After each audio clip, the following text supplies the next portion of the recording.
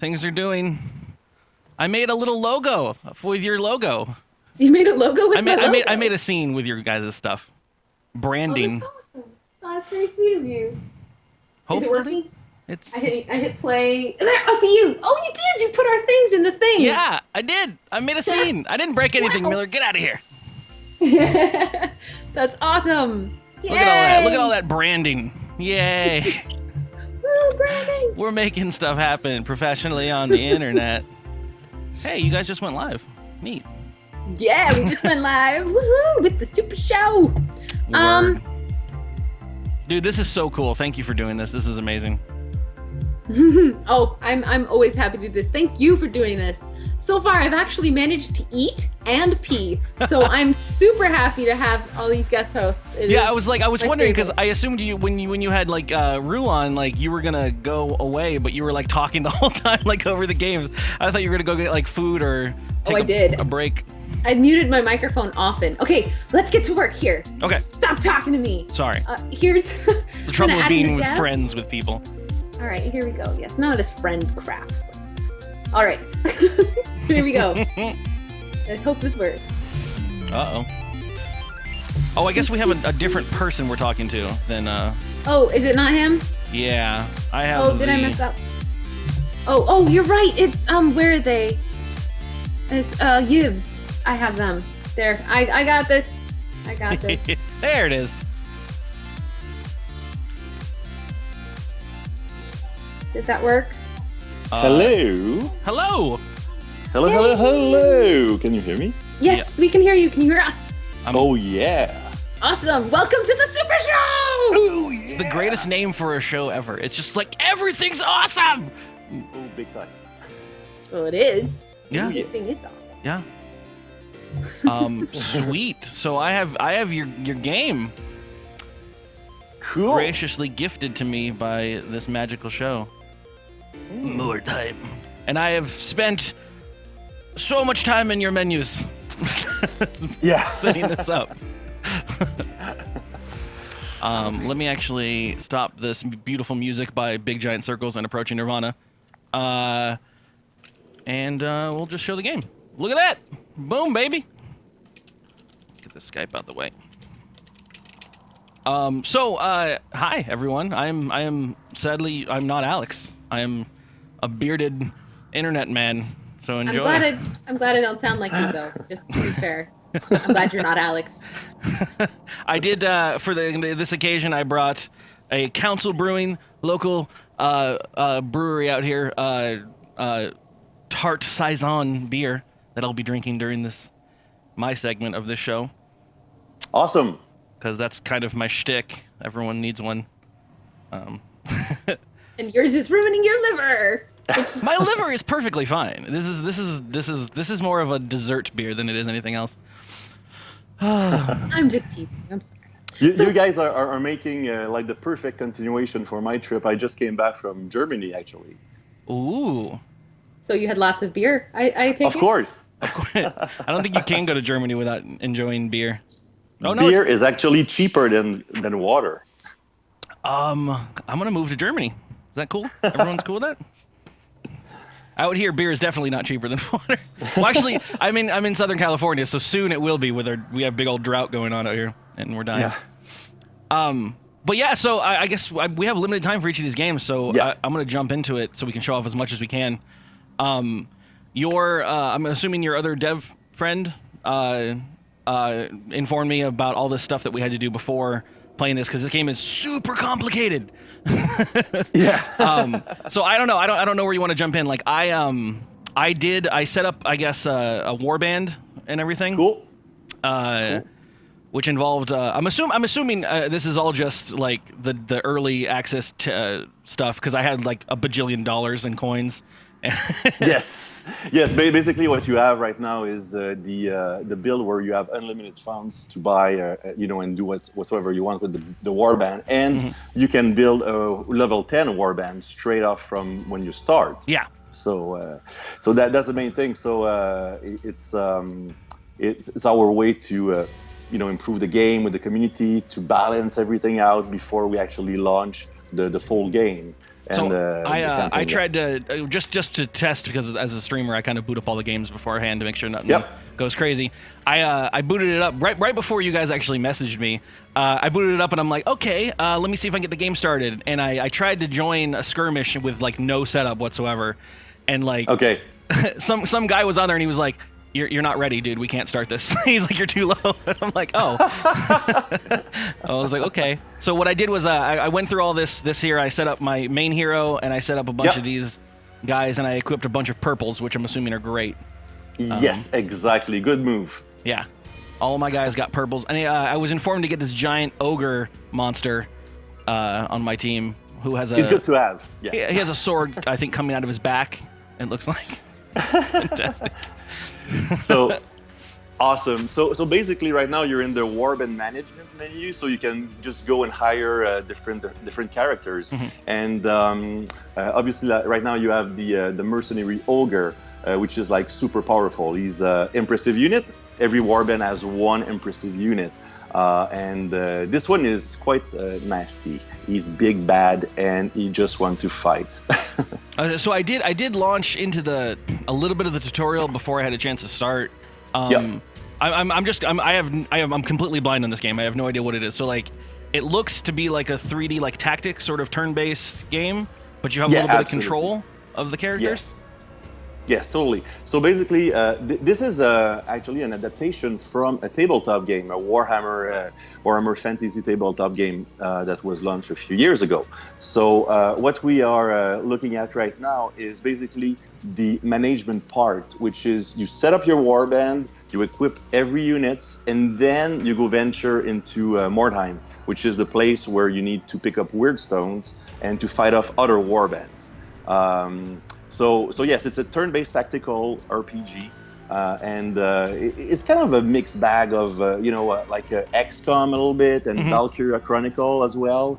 Yeah. So, but we really wanted to keep the whole depth of all those statistics that the Warhammer fans like. So that's why, like, when setting up level 10 warband like you did, it's a huge challenge because you have like everything available. So I'm not gonna lie, I was super overwhelmed the second I got into that. Because looking at all there, every item has enchantment slots, and then you have like hundreds of different skills to pick, and I'm just like, I'm not gonna lie, most of them I was just like, that sounds good. That sounds good. Yeah. We will manage to that. I'm pretty sure. Since you picked up like purple items, which is like enchanted items, you're gonna be fine. Yeah. So I imagine it's much like trying to jump into like an MMO or anything like that when you haven't played the lower levels. Like. Yes. Exactly. That's exactly it. So I'm gonna try to drive you through it when you're in game. So how about we go back to the skirmish, the warband management. If you go back, we can go and start a skirmish. Sure. Now, did I want to create a game or? No, just go back, and we will. I'm at the skirmish screen. Yeah, now. that's it. Yeah, go back, and then click skirmish right there, up to the right. Yeah, go there. Perfect. Just create a game, like you said. Just click create. Private, friends only. You can just do private. We'll play against the computer. Okay. Do like I was wondering if there was a computer-based combat as well. Yeah. So perfect. You can go there. CPU. You can do private. This is good. Play against the CPU. Just launch the game. Okay. Perfect. So now you will just go on the first table, like it's with player. Just click right, and then wait a little. The game is loading. Perfect. So you're gonna play against the mercenaries. Good. Click put up a turn timer. Let's say put like 45 seconds or something. Okay. You can click on the right little thingy there, and then you can select the different stages that you have available. So if you go just up a little bit, like where you see turn timer, increase it to 45. That's good. And pick up. You can go around. You can move the slider to go around. Let's pick up the barracks. The barracks is a good stage. So you can just click on the picture and just look at. I think it's just right before that. There's a bunch of them. We added tons of them. The Raven right now, so. barracks. Yeah, exactly. Okay. That's a good one to play skirmish about. I think it's the fourth one. Yeah, I got click on it. My beer is also exploding because it's really hot in the daytime over here. Oh no! Cool. So you can set different different options there. So you can select, for instance, like an ambush and a different type of deployment. So the game are really customizable when you set up stuff. Yeah. So you can really have a customized experience when you play against your friends or against the CPU. Right now, the game is in exhibition mode. So basically, there are no consequences to whatsoever you're going to do. So it's pretty much to balance things out. But in the actual release, you will have a competitive mode, which is like with permadeath. You're gonna be able to, win some really awesome stuff, and as well, you can have high risk. Like you will be able to maybe get one of your character can lose a leg there, and then it's gonna have to have some little surgery and stuff, and then get a peg leg, and things like that. I'm assuming that means you're going to get attached to your warband characters. Yes, like totally. that was my biggest problem with playing XCOM is I started naming the characters after people I cared about, and when they die, it's the worst. You want to start over. It is definitely. So you can do that in Mordheim as well. So it can be really frustrating when you end up losing your brother. Yeah. The worst. So yeah, just pick up a option like time of the day. Is not you can leave it at random, but you can get like a different deployment there, and then we can just launch the game. All right, I'm gonna leave them all on random, and then I'll launch. Okie dokie. There you go. You can just click launch. You have the launch button down there. Yeah. I'm glad to see that I have a higher rating than the computer characters. That's good news. That's good. I hope it's good. So, like I said, the game is in early access right now. So we are really working hard on it to improve many things. Like, for instance, as you can see, the loading times are a little bit long right now. We haven't been into the optimization phase right now. So we've been adding content, and we've been just working with the community. That was the purpose of the early access. So the whole the big polish, the big improvement and optimization is going out actually this summer. We are crunching at the studio right now. There are people even right now Saturday working. We have a note from the chat. We have a note from the chat. Is that a hanging child right there on the load screen? No. It looks like his legs might have been cut off, so he might be an adult. Yeah. That's the thing. In Mordheim, well, everything's possible. That game is, Mordheim is the darkest place in the Warhammer Fantasy universe. So everything's possible, but we try to stay away from. Is this in Unity as well? Yes, it is. Unity 5. We were one of the first games to be featured by Unity, actually. And we've been having a tremendous time working with these guys. So what you see right now... Oh, wait, I have full control of these characters. All right. Oh, yes, big time. So the game is really immersive. So right now you're controlling your impressive unit, which is quite a good thing. So you can try to move around with him. What if I go on this blue circle? Yeah, the blue circles are the movement points, basically. So whenever you move, you will spend one blue circle. Every time you cross a line, it's like stamina in a way. Oh, no, I got you. Yeah, maneuvers. So if you move, you will basically my turn timer went down. When you go back. Yeah. So you can just go maybe outside. Yes, towards that direction. You're gonna have maybe some mercenaries waiting for you. You can jump down. Potential fall damage. Yeah. Jumping. Exactly. So now your turn. Yeah, your turn timer just switched because you have 35 seconds per character. We set up a turn timer there, so you need to be careful what you're doing.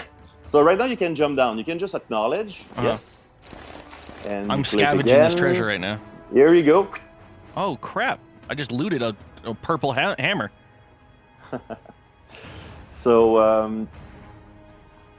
So that's good. I'm having a bit of a lag right now when I'm looking at the video. So you're a little bit away. You'll be like 15 to 20 seconds back. Okay, cool. Awesome. So I'm going to try to... try to assume. Assume what you're doing. So basically, any actions that you will do with the blue dots will be according to movement. So it's a maneuver, like in the Warhammer Fantasy RPG. So, but also the red dots is everything about action, stances like ambushing, to prepare a character to ambush another character, and to do stuff like that. So it's all about really calculating your moves, doing your stuff, and carefully planning what you're going to do. So right now you're basically looking at where are those mercenaries? They must be hitting. Where the bad guys at? One way that you can check that out is that popping up the overhead map. Oh, here we go. Come here. We're gonna have some action now. I'm gonna bless him with filth. I think I may have missed. Oh no. So right now you're in a procedural, in a unique stage. The Raven Barrack is a unique stage, which is part of the campaign. But also you have other type of stages where you have procedurally generated buildings and different types of bridges and all sort of stuff. So whenever you're playing against your friends or against the CPU, all those procedural generated terrains will change whenever you play. And in the campaign mode, what you will have to do is, in between campaign mission, you will have some stuff to do and some grinding, basically, to make your warband more powerful. There is a tiny little man that's attempting to attack my giant rat. Oh, poor guy. Poor guy. And so yeah, you know, your rat ogre is full, like his levels are he's at the top, you know, so he's having tons of different possibilities. So you're just bang on his head. So I mean, all of the stats now make a lot more sense that I've seen some of the game. So I was wondering, because there's a lot of like, oh, this gives you +2 to your initiative and whatnot. Yeah, exactly. And you mentioned something very important, the initiative, because as you see on top of the screen, it's the initiative ladder. So whenever you have like lighter warriors, they will act faster than your opponent. So the more heavier, the less agile they are, you will act after the opponent. Oh, that was nice. Confirm oil bomb. Oh yeah. My guy's in there, so this might be a bad idea. Well, you can move it around so you don't hurt your guy. So yeah, you can always go back into the strategy view to look where you are, just in case if you want to be extra sure. It worked. Oh yeah. Oh, here we go. I'm gonna double team this guy. I like it, so it changes. So the bottom menu, it's contextual based on what you're doing or what you're next doing. Yes, that's absolutely quite helpful. It is, oh, and you can honey, also you pop died. I'm gonna taunt him, even though he's now hunched over. Oh, and you can change healing items. I'm gonna go into a parry stance. Why not? Yeah, you're gonna be ready that way. He walked up and he disengaged. He's afraid. Oh, and he fell. He fell like an idiot. That's awesome. I'm sorry, I like to taunt computers even though I'm technically stronger than them. Makes me feel good about myself.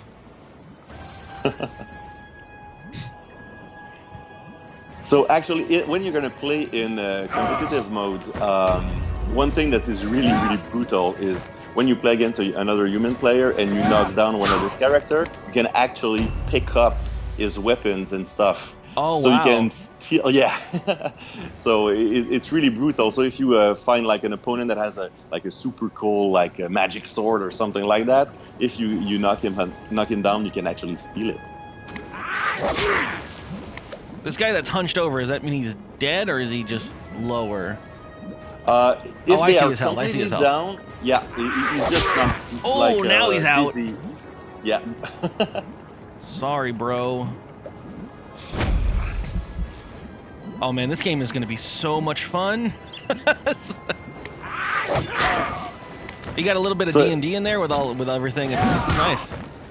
Yeah, it's classic Warhammer. So basically, all the RPG stuff that people like about customizing a character, making them improve, is there. So one thing that we really got that was really important for us is the kit bashing element of the tabletop game. So basically, every character that you have, you'll be able to choose like the right arm if it's like light armor, heavy armor, if you have like different types of colors, so you can really customize all of your units according to what you like. So it's something that people really love to do with actual miniatures. That's really cool. Yeah.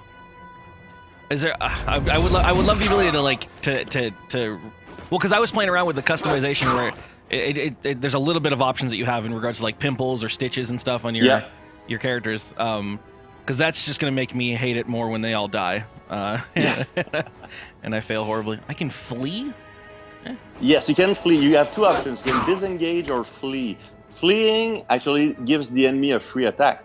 So, but it costs like less than disengaging. Disengaging is fleeing carefully. Oh wow, so one of my big red I just failed at a stupidity check. Yes.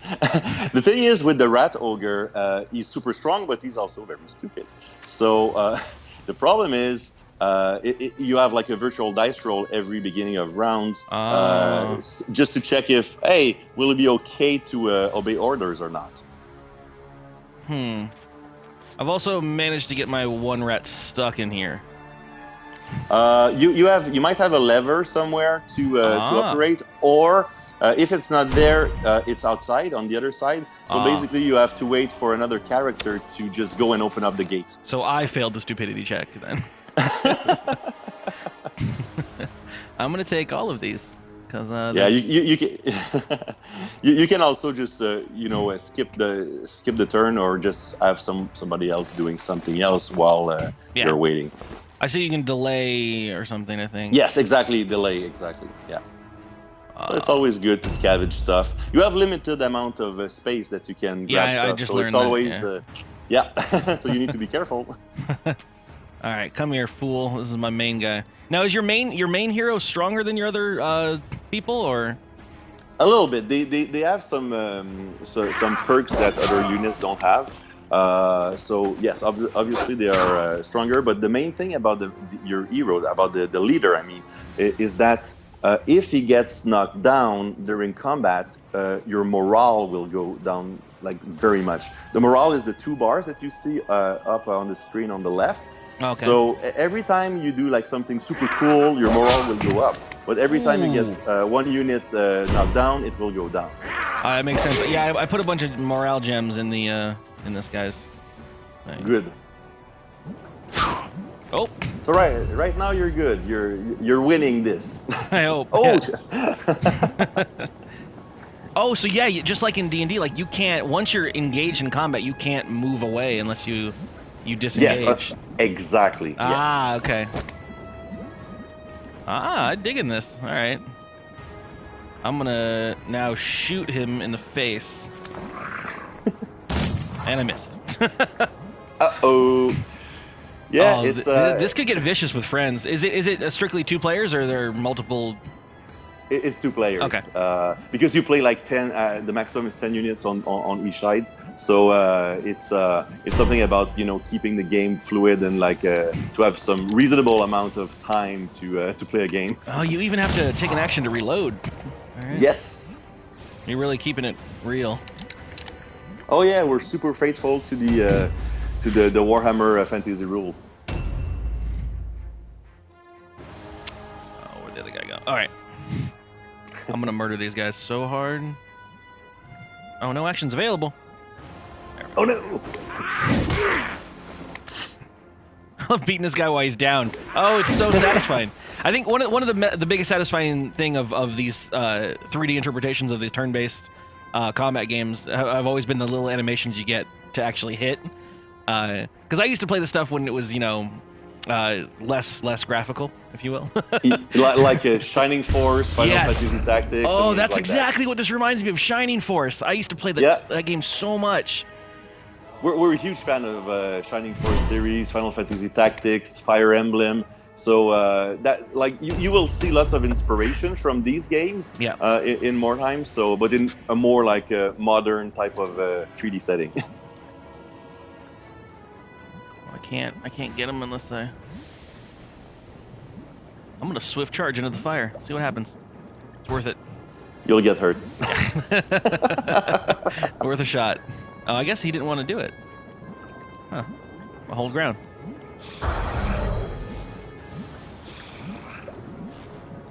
So so I have what when I was setting up the management of the group, I have the main forces and then I have the reserves or whatever. Are they do Yes. they come into play when one goes down, or is that just for later?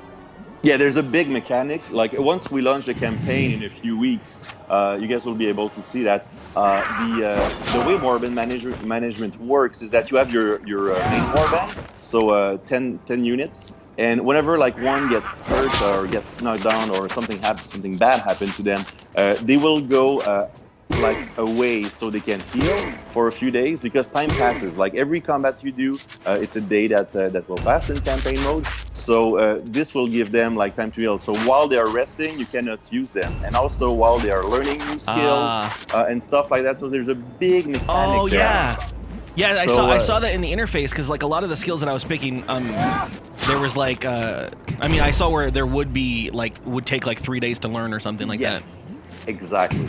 Wow. Exactly. So there's a big mechanic regarding that, and basically also a big part of the game during the campaign is to have to find weird stones while you are fighting in Mordheim, and you will send them to different factions. And sending them to factions will bring you money, so that's the base of the economy. And by doing that, you will be able to buy new stuff, but also gain some reputation with different factions, and this will give you also like new perks and new possibilities. I absolutely love the fact that you have to roll, or it does an internal roll to get out of being stunned, and you take damage when you don't.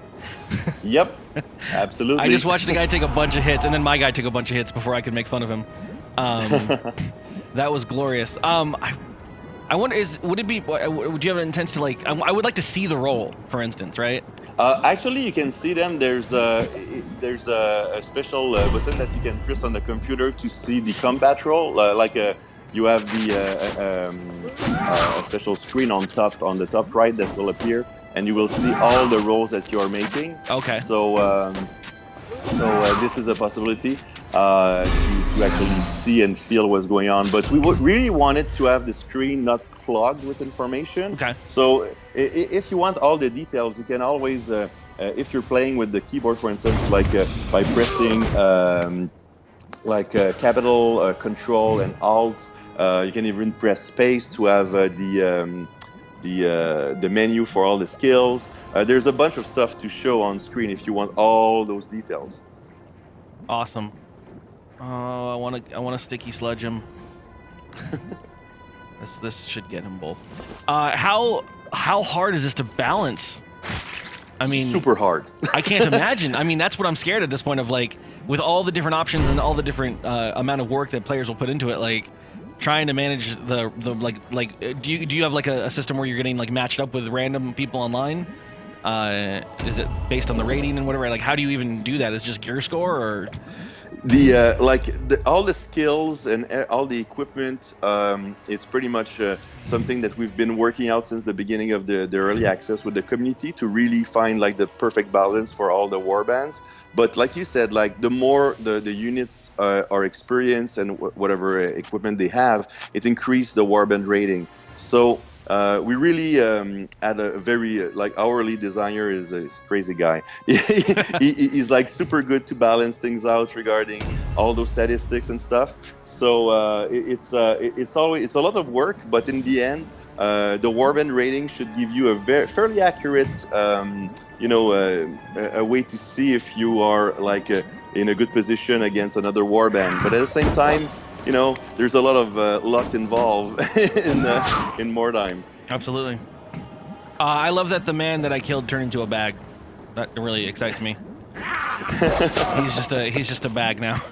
It's after basically it's the loot. So after one turn, basically the guy that you just knocked out, he's no longer there. He's just away, so you can pick up his stuff. But you don't know. He might be dead. He might be not dead. You don't know. It's only at the end of the battle that you have that kind of like a wheel of fate. That you can see if your character has been injured, if he's okay, if he lost an eye, a leg, an arm. And everything will be shown. Like your actual character can, you can still, like, you name him like your brother, for instance, and you really want to keep that guy. And even if at one point he can miss a leg, be blind with one eye, and everything affects his stats, but you can still keep him in your warband. just because he was so good. Yeah, that's it. Sometimes it's worth it. Like I had a wizard that he was like super powerful, and at one point like he lost a leg, so I could no longer climb walls. But I said like, fuck it, I keep it because he's so good.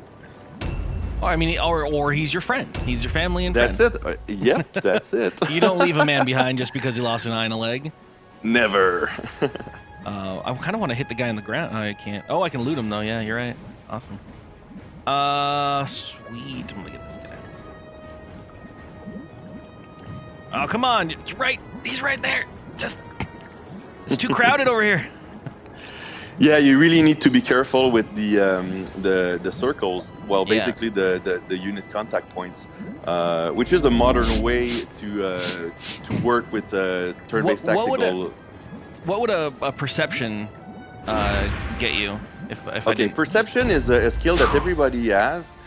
It's like a pure like observation roles that you do in Warhammer Fantasy RPG. It enables you to find traps if there are traps around you, or special things or hidden characters. You will be able to see them. That's the use of perception.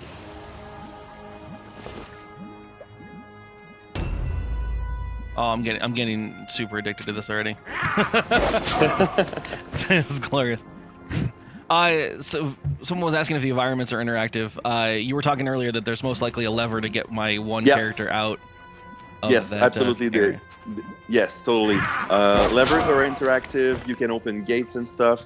Also, you can, there will be treasures around, Weirstone lying around. So it's really... It's really something that you need to consider. Like the terrain is very important to consider. So lots of different strategy available. Oh no, I missed. Yeah, I mean placement is going to be a big issue with when you're actually playing against people as well. Yeah, I've seen the way people get in stuff like XCOM. This is going. I'm gonna get ruined online with people in this game. People that do like Iron Man mode.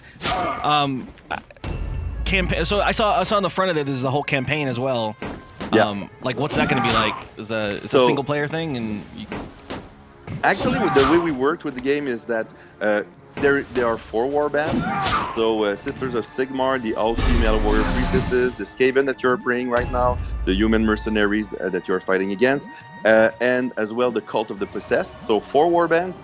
Each warband will have its own campaign. So you will be traveling in different locations in Mordheim and having some like totally different missions according to which warband you're playing. So basically, if you do a whole playthrough with the Skaven, well, when you're going to play with the Cult of the Possessed, it's going to be different, and you're going to have like new bosses, new challenges, and stuff like that. So there's a lot of replay value.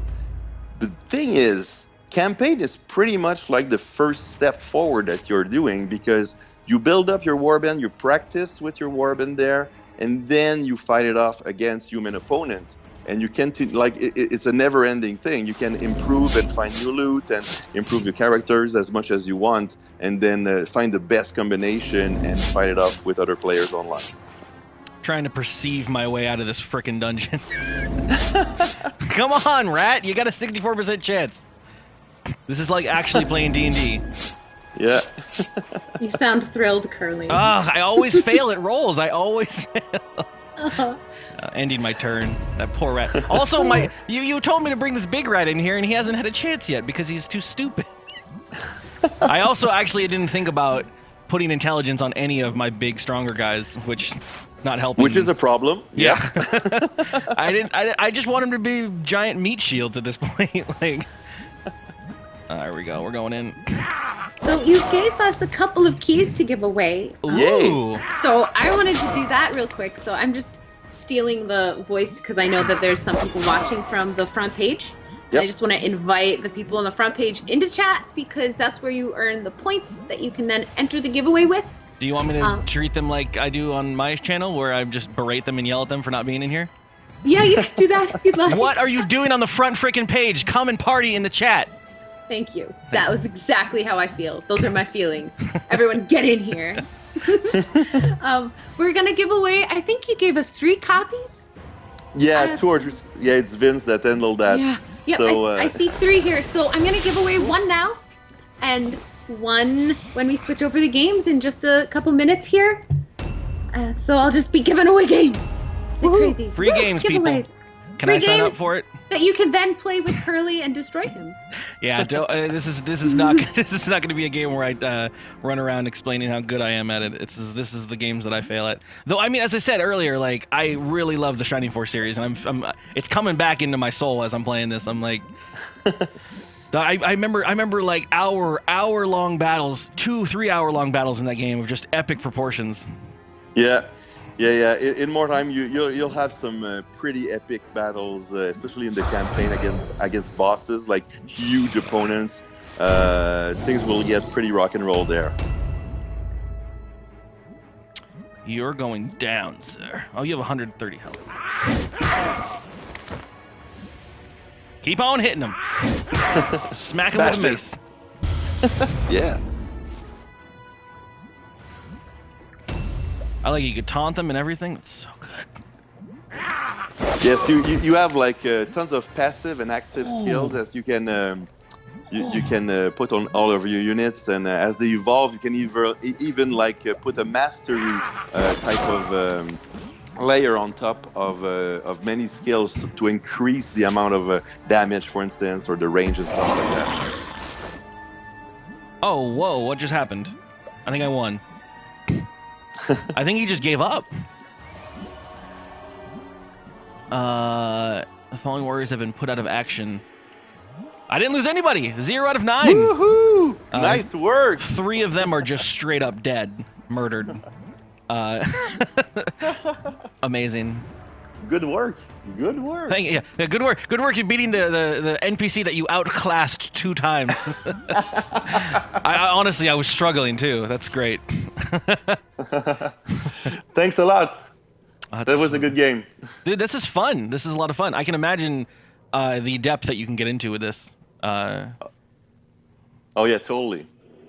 It's really full of customization, and that's what we wanted to be. To have an experience that is really like the actual hobby that you have when you're buying some Games Workshop things and you set up games with your friends.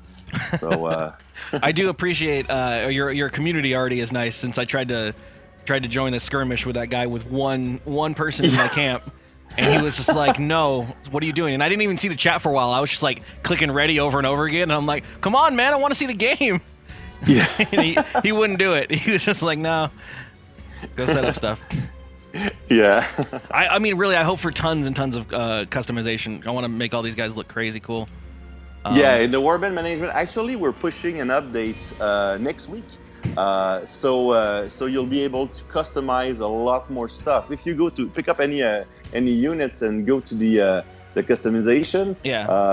So if you click and you go to the little thingy there, and you can just customize. Pimples.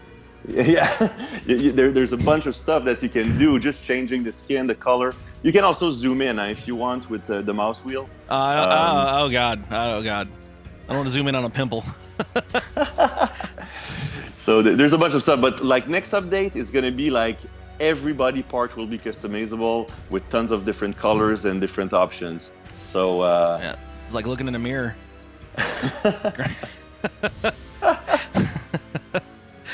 That's so cool. Yeah, so now that I've played a little bit of the game, I think it helped a lot, because all of these. I want to show this off because no one actually got to see this part. This is every character in that you saw me fighting with is down here that I've added to this thing that I've hired from just a laundry list of things, which I think you guys have given us all like unlimited gold. I spent like 100,000 gold buying and customizing things. But so you pick your guy, and then you have talent points to spend. Yeah, absolutely. So basically, with the amount of depth that we have in each specific stats, you can have like different skills according to the stats that you have. Yeah. It's just like no warband will be the same. It's almost impossible with all those possibilities. Which is why the first thing that came to my mind was like, how are you balancing this? This is going to be so crazy. There's going to be that guy out there that gets it all figured out and just wrecks everybody. but you know what? There's already like a huge community building up, and one particular is the Gentlemen of Mordheim, which is like really big. There's like hundreds of players that join that community on Steam, and they are organizing tournaments. And these guys, honestly, are like at a point that they are way better than us, the devs. That's my biggest fear of making any game. I'm like, I'm gonna get creamed in my own game. I don't like that. That's not fair. So I was gonna show off just there's the items, equipment. Then there's all these items that I honestly didn't even have the time to read them. I was just going through and picking whatever I could bring into it. And then you get these training grimoires and magic tomes. Absolutely, to increase different stats and stuff. So I did have one mage in there, which I was casting Wither. Yeah. Blessed with Filth. I didn't get experiment much with that.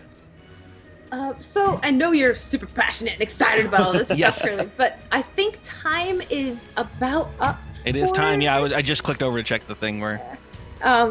So if there's any last minute things that you didn't get a chance to express or anything like that, well, it's pretty much the game is still in early access. We will be pushing updates in the next few weeks, and we're aiming at a full release on Steam this year. So stay tuned. And the biggest update of them all is coming, which is the campaign with the permadeath, with all those awesome stuff coming. Iron Man mode. Stay tuned. Yeah. Oh yeah, totally. Iron Man mode.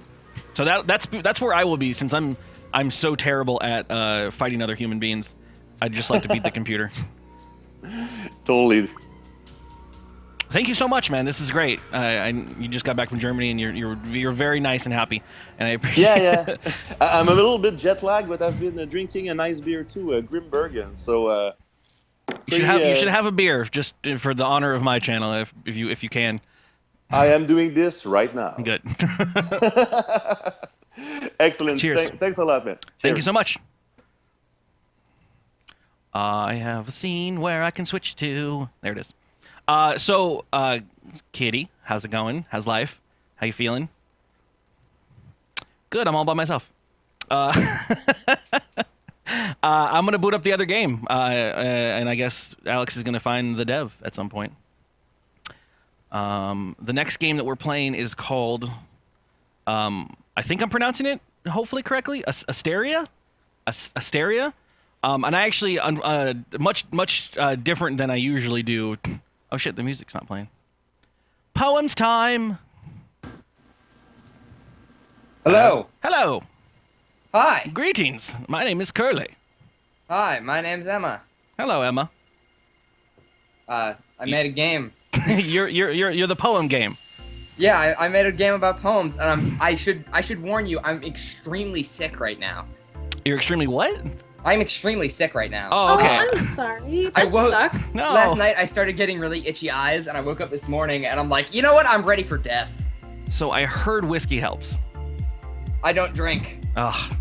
Well, more power to you. So be good.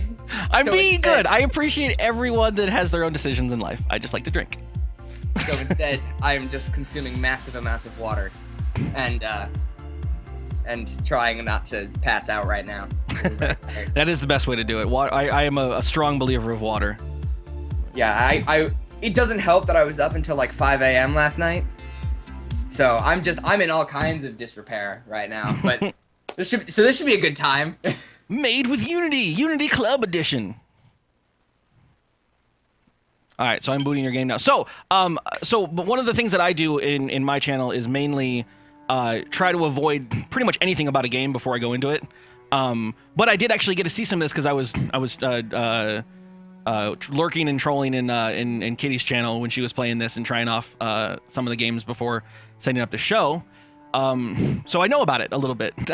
As far as I understand, it takes input in the form of text poetry and then makes a level around it. Yeah. I started doing this in late June and like mid-June, and I sort of started because I'm fascinated with procedural generation, so I started doing stuff, and it basically it generates a world. It uses the poem as not only the seed for the random number generator, so it uses the hash of the poem, which is all sorts of weird, complicated stuff that I don't really understand. I'm just like, okay, convert the text file into a string, feed it into C#'s built-in hash function. Wow. Okay. And so it takes, and then it also, it's easier to explain once you get into the game, but basically it builds the world around the poem that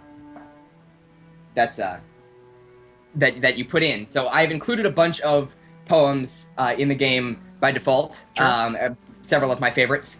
But you can also drop text files containing poems into the game, into the poems folder. Yeah, I saw that. I was contemplating doing that and embarrassing myself. We might do that after I try one of these. Yeah. Some of them. So yeah, you can see a little time estimate of how long it will take. That's not perfect, but it's pretty close. Okay. So what does that mean in regards to time it takes? Like. Yeah. So size of the level, or if you want me, I'll load in one and then we'll start. Yeah, you can load in like a reasonably short one. I don't really know. I'll do Jabberwocky by Lewis Carroll. That's one that always everybody jumps for. Yeah. If you had Vogon poetry in there by default. Yeah. I've been just saying. I've been thinking a lot. Oh, is it breaking? Is it broken now? It's going. Okay, good. My face was in a block. That's all. Whoa! I fell. Oh dear. It's floating away from me. I'm having to deal with Twitch delay. So. There's blocks. They're just floating away. Okay. So what am I doing at this point? Am I just exploring this world that is made? Yeah, this weird abstract world that I put together with my own two fists. And so basically, you can see all of these pillars that are coming up out of the ground, and each of those represents a line in the poem.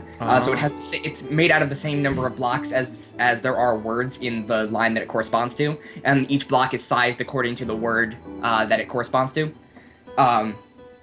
So you can just sort of explore. It's one of those weird artsy games that nobody ever plays. I'm that kind of person. I'm trying to get the music. It's just a little low in regards to what I can show off. Yeah. Oh, yeah. And also, the music is also all procedurally arranged. It was all composed by my friend Matt. And actually, just now, it sounds pretty good. I mean, in regards to being the procedurally generated music, like. Yeah. I had virtually nothing to do with that. I basically just. That's the best part of this game is the music. I just wanted you to know. Yeah, it's lovely, and I don't feel bad about talking about how amazing the music is because I had nothing to do with it.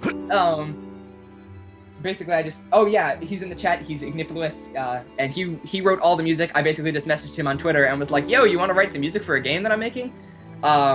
And actually, just now, and by just now I mean literally like 15 minutes ago, I went and got a burrito and came back and did this. I put up the soundtrack on the game's itch page. So if you pay $10, so the game is normally $5, but if you pay $10 or more, you can also get.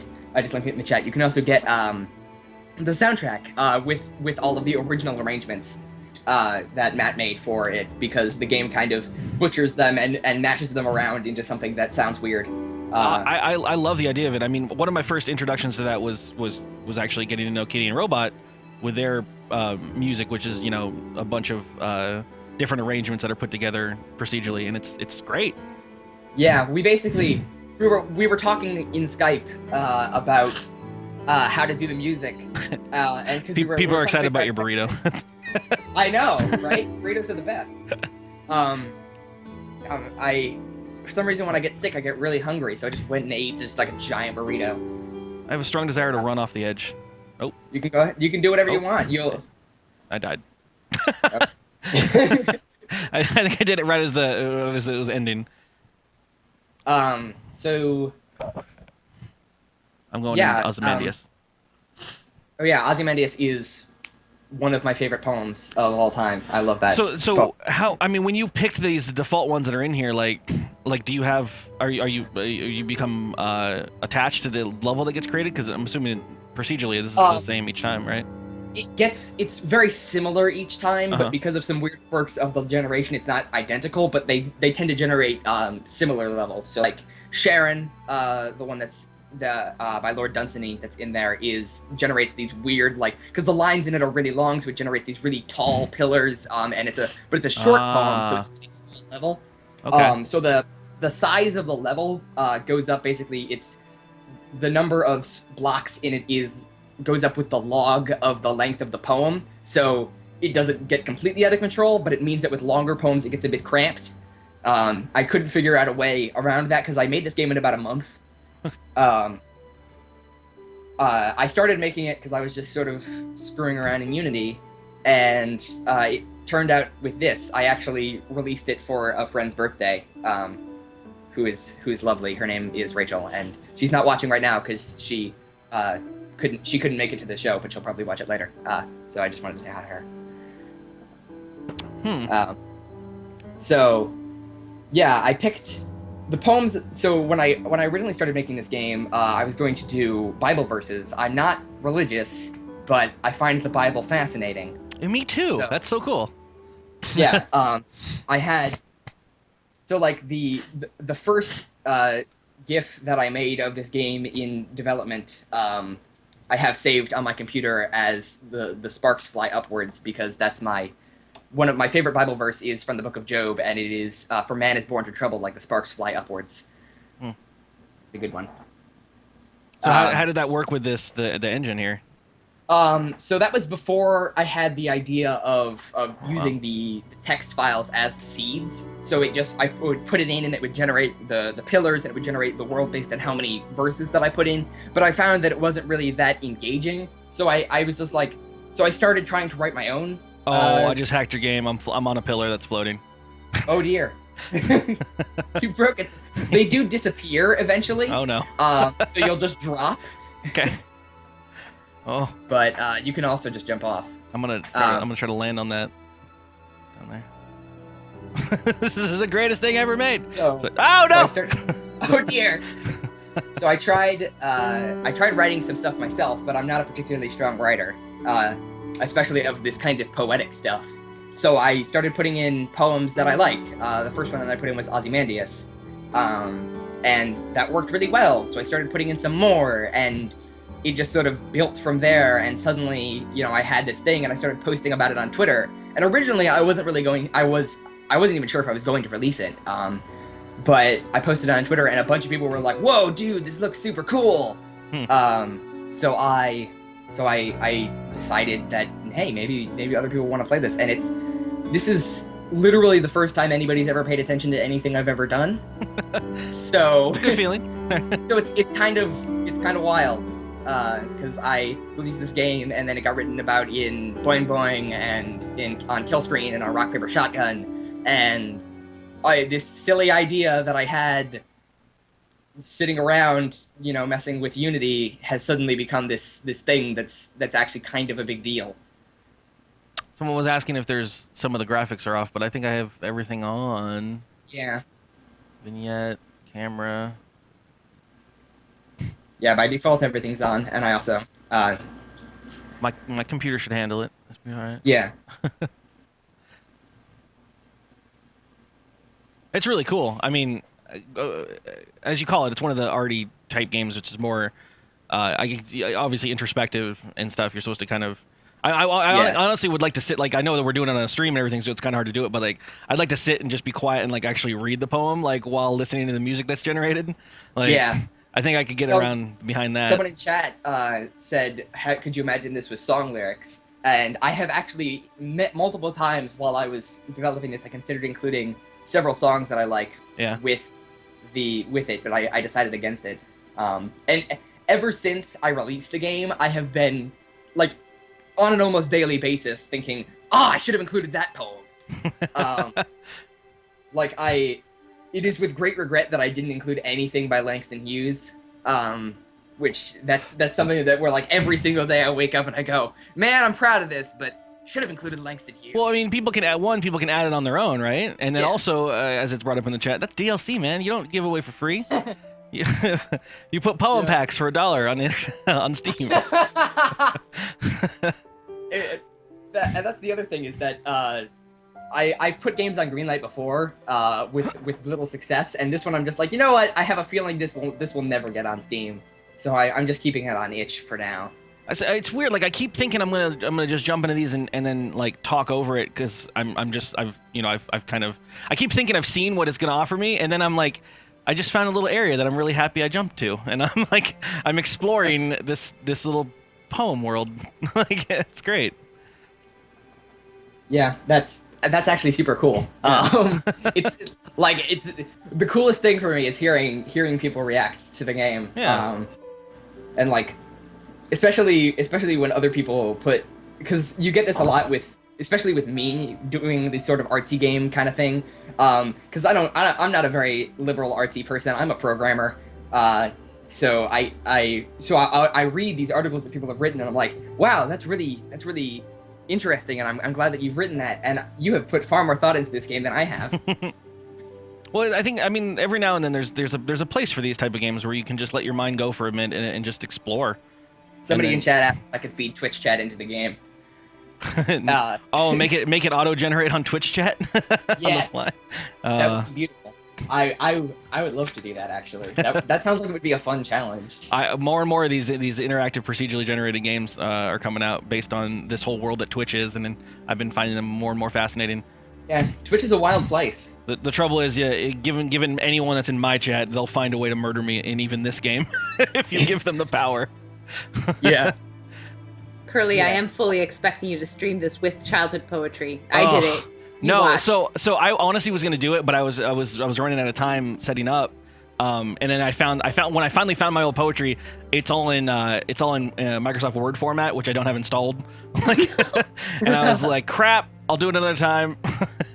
Also, it's really embarrassing crap. Yeah. I was an angsty teen, my friends, if you can't imagine. Yeah. That's why it's good, Curly. Good angsty teen stuff. I'm very fortunate that I didn't write much poetry. I mean, I'm only 18, so I still am. You're still angsty. I'm still plenty angsty, but I don't do much poetry because I have always had not always, but I've had the sense to look at what I've written and be like, this should be destroyed. Nobody should ever see this. I need permission from the UN to like bring this out to a desert in Nevada and just nuke it. No, I saw Alex turning red when she was putting her stuff in this game. Yeah, that was really entertaining. That's she called it the best way I've ever embarrassed myself. Some of the most fun that I've had post release of this game has been finding things people are saying about the game and then putting them in the praise for Asteria section. Like somebody said, Asteria is a bag of dicks. 10 out of 10 would dick again. There you go. Do you have a place for the community to like show off like stuff that's been created or to put ideas of what they've put in the I don't system? have any place dedicated for that, but I've seen lots of Steam forums or something. I've seen lots of people post stuff on Twitter, and I try and retweet it when I see it. A couple of my friends have actually done YouTube videos where they do readings. My friend Sam has done that, and I'll... Yeah, my roommate's actually an English major, and she writes poetry for like a living.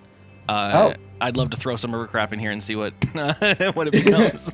Yeah, the person who I made this for, she is an English major, specializing in romantic poetry, capital R, romantic.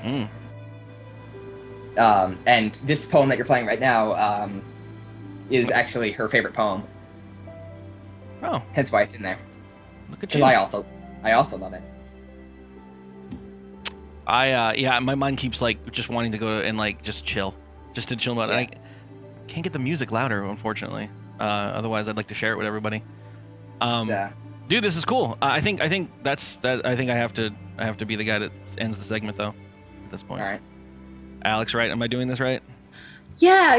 Sorry, it's- I feel so bad for like not giving everybody like these massive chunks of time. Yeah. Especially in a game like this. I got yelled at once already from you. I don't want to get yelled at again. Sorry. I felt like this is kind of a really nice encapsulated game. Like you really understand it very quickly. And I feel like giving people just like, 20 minutes of Asteria is enough to kind of make them go, ooh, I want that. And then leave it there. Yeah. Boom. Done. Keep them wanting more. Just give them a little bit of the hook, and then you know. Yeah. But I can say I will vouch for this game that when I was doing the playtesting for all of the games, I was like, all right, I'm gonna play each game for like 15 minutes, half an hour, depending on stuff, and I totally played like an hour or two of this, just putting in the poetry that I wrote when I was 15 and reliving it and regretting it. Like I feel like I need to say that though, like because like I think I looked at this immediately and was like, I don't know how much I'd really find this as an entertaining game for myself, because I don't really delve deep, as you were saying, into the more of the artsy, stuff. But I'm sitting here and this time went by so quickly, and I kind of want to just want to throw stuff into it and see what happens. Like I want to play around in the world for a little while. Get my You guys feet have wet. no idea how happy that makes me feel to hear you say that. Because when I was making this, I'm like, man, will anybody besides me think this game is interesting? Yeah. I'm not sure. Yeah, it's as I've been getting more and more into this sort of artsy fringe of games, I've been making more and more stuff like this. Specifically, this game was a lot influenced by an artist named Kitty Horror Show. You can follow her on Twitter; she's lovely. This is just me shouting out my friends. Apparently, That's what you do. they're all so much cooler than me. You get a microphone and you blast your friends. That's the way you do it. It's great. Ride the coattails to the moon. Kitty Horror Show is lovely, and she makes amazing artsy games in similar veins to this, although less procedurally generated and more angsty, which depending on your perspective may or may not be a good thing, but they're lovely. Well, Lovely, beautiful little world. Thank you for letting me play this, man. This is amazing. No problem. I had a good time, and I'm really glad that you like it. Like I have the biggest smile on my face right now. I'm so glad. Yay! That's awesome. We're glad we like it too. That's what Kitty does, making smiles everywhere. It's the cuddle basket. All right, cut them off now before we get any more sappy. All right, I'm gonna go play Splatoon. Go now. get better. Thanks so much for coming, Emma. And then go have some gin.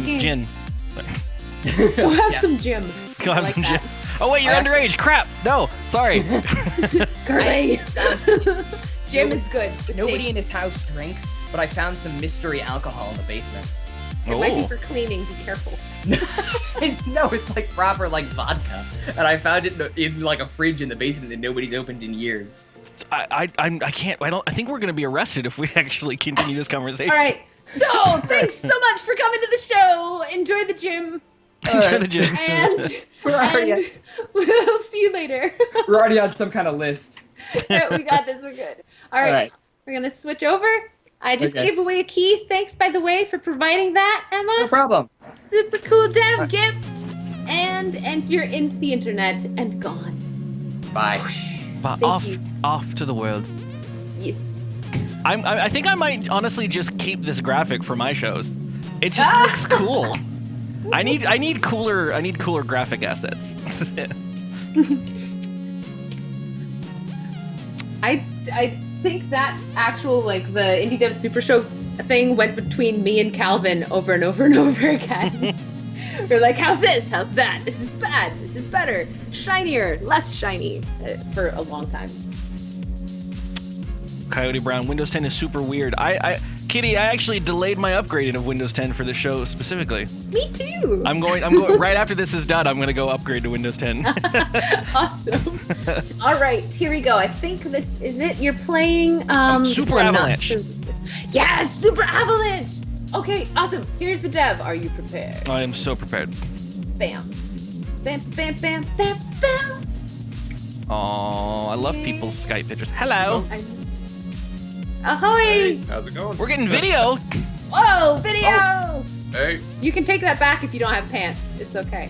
No, I'm now cutting you in. I explicitly put on pants just for you guys. Hold on. If we're gonna do this, we're doing this professionally. I'm grabbing your video. First of all, so if you haven't been listening, the way I run my shows is I typically go into games completely blind. And so that is true for this game, minus the fact that I booted it up just to make sure it works. And I'm in love with just the style so far.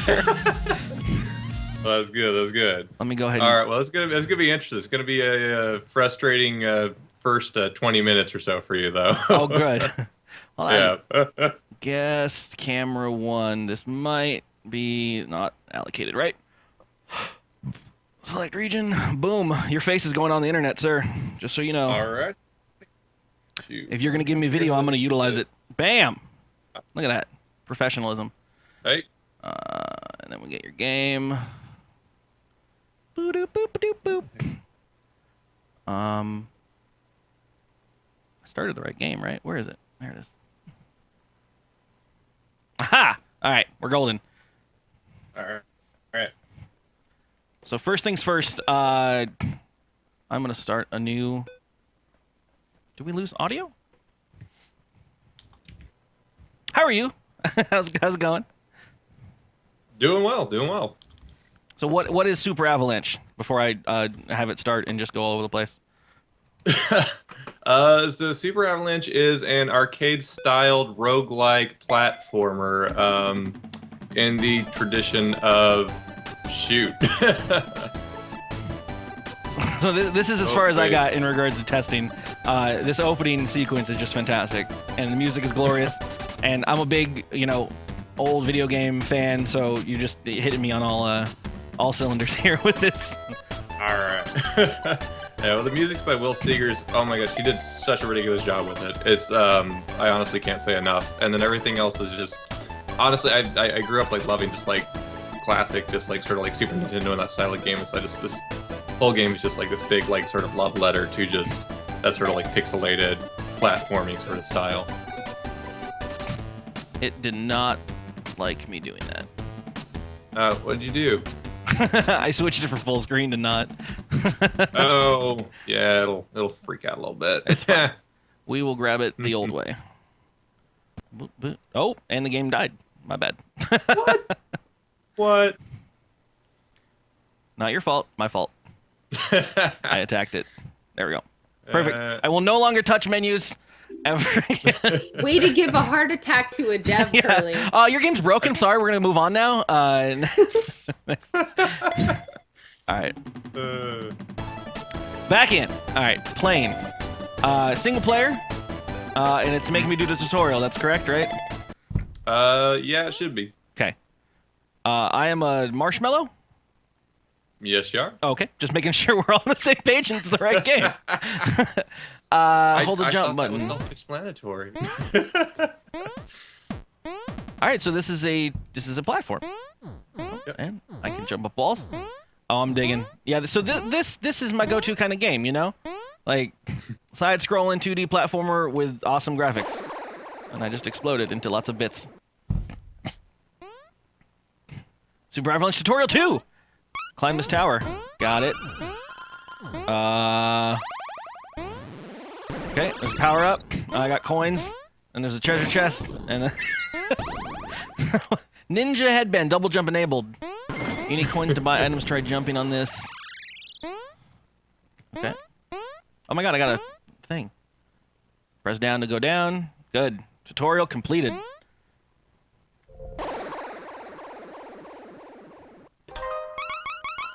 Okay.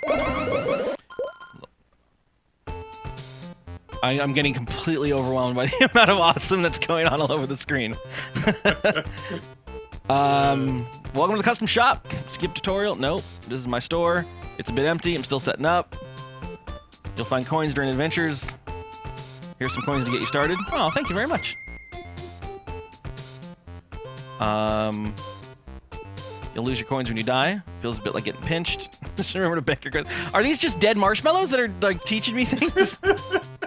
It's a ghost marshmallow. Okay. This is a little morbid. I love it.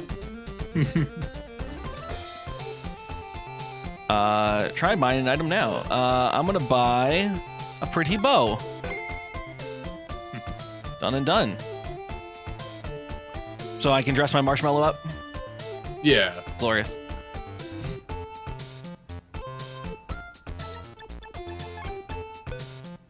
Yes, I want this on me.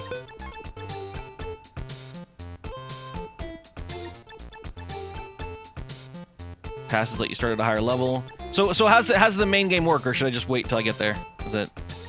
So it's pretty like a simple concept. So just blocks are gonna fall from the sky, and you just climb as high as you can and try to survive, and that's. Oh, okay.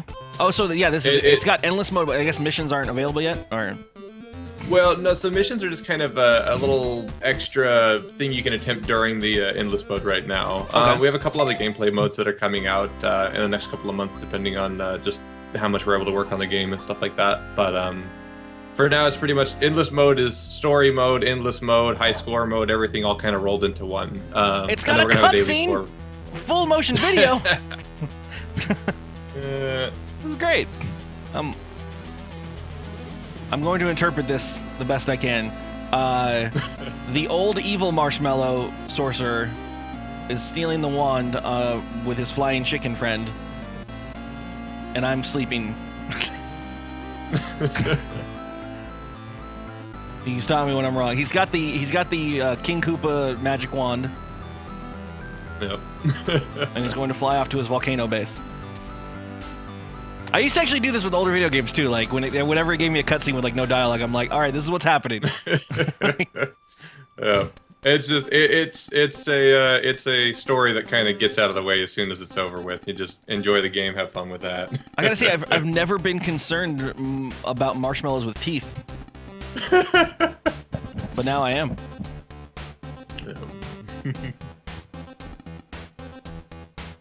Ah, he summoned an avalanche.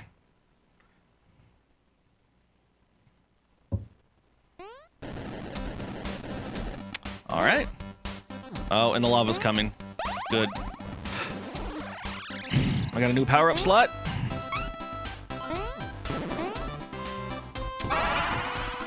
Okay. I'm gonna fail miserably here. Who's ready for that? You just so you know, it's not you. You just die a lot in this game. Okay. Oh no! Oh, I want that. This Come is here. also multiplayer, right? You might wanna talk Yeah, it a has little bit a about that. co-op mode on it. Oh really? So playing this with your friends—that'd be awesome. Yeah. It's the co-op mode is crazy freaking fun. Important note though, it's local Nope. co-op, so you got to have like Xbox controllers or some sort of game controllers lying around. Sure. And real friends. And actual human. that too. Actual human yeah, friends. they can't be. Yeah.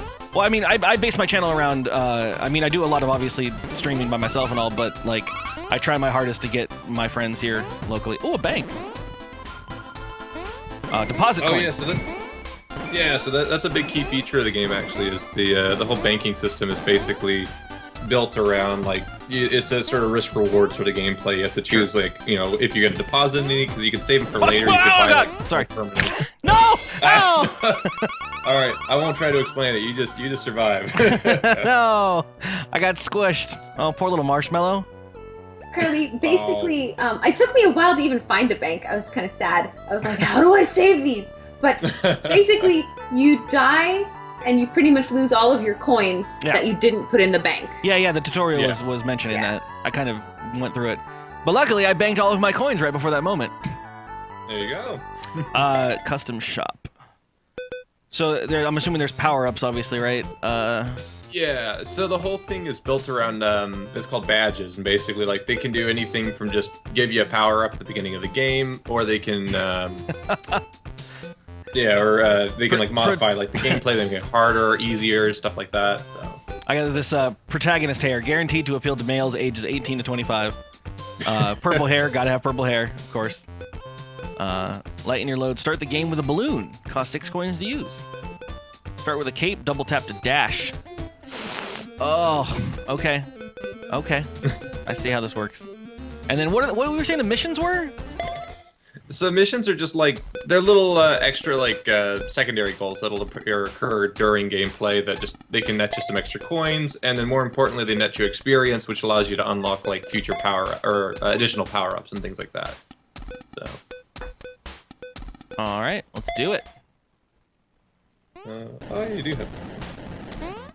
Yeah, is this game on Steam? Super Avalanche 2? Yes, I'm playing it through Steam. Yep. I'm not gonna fall for your trickery there, Yellow Block. Why'd you have to add enemies as well? Come on. Did we need? There just seemed to be this reoccurring theme of devs being secretly evil and Yeah. wanting you to die. Why do you gotta hurt me? I'm guilty of it, but just about every other game here is like, well, Oh, yeah, yeah. And you're dead. For you to It- talk it's- about it's that, not a- Alex, I've heard you maniacally laugh as we played Legend of Dungeon. I'm smiling right now, Curly, as I watch you go squish. My first encounter with a unicorn, like, I'm like, oh, he's so pretty. Oh no. Oh, I might be boned. Oh, you can break these, huh? Yep. Break it!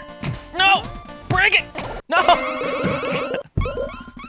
All right. Well, I blame Alex on that one.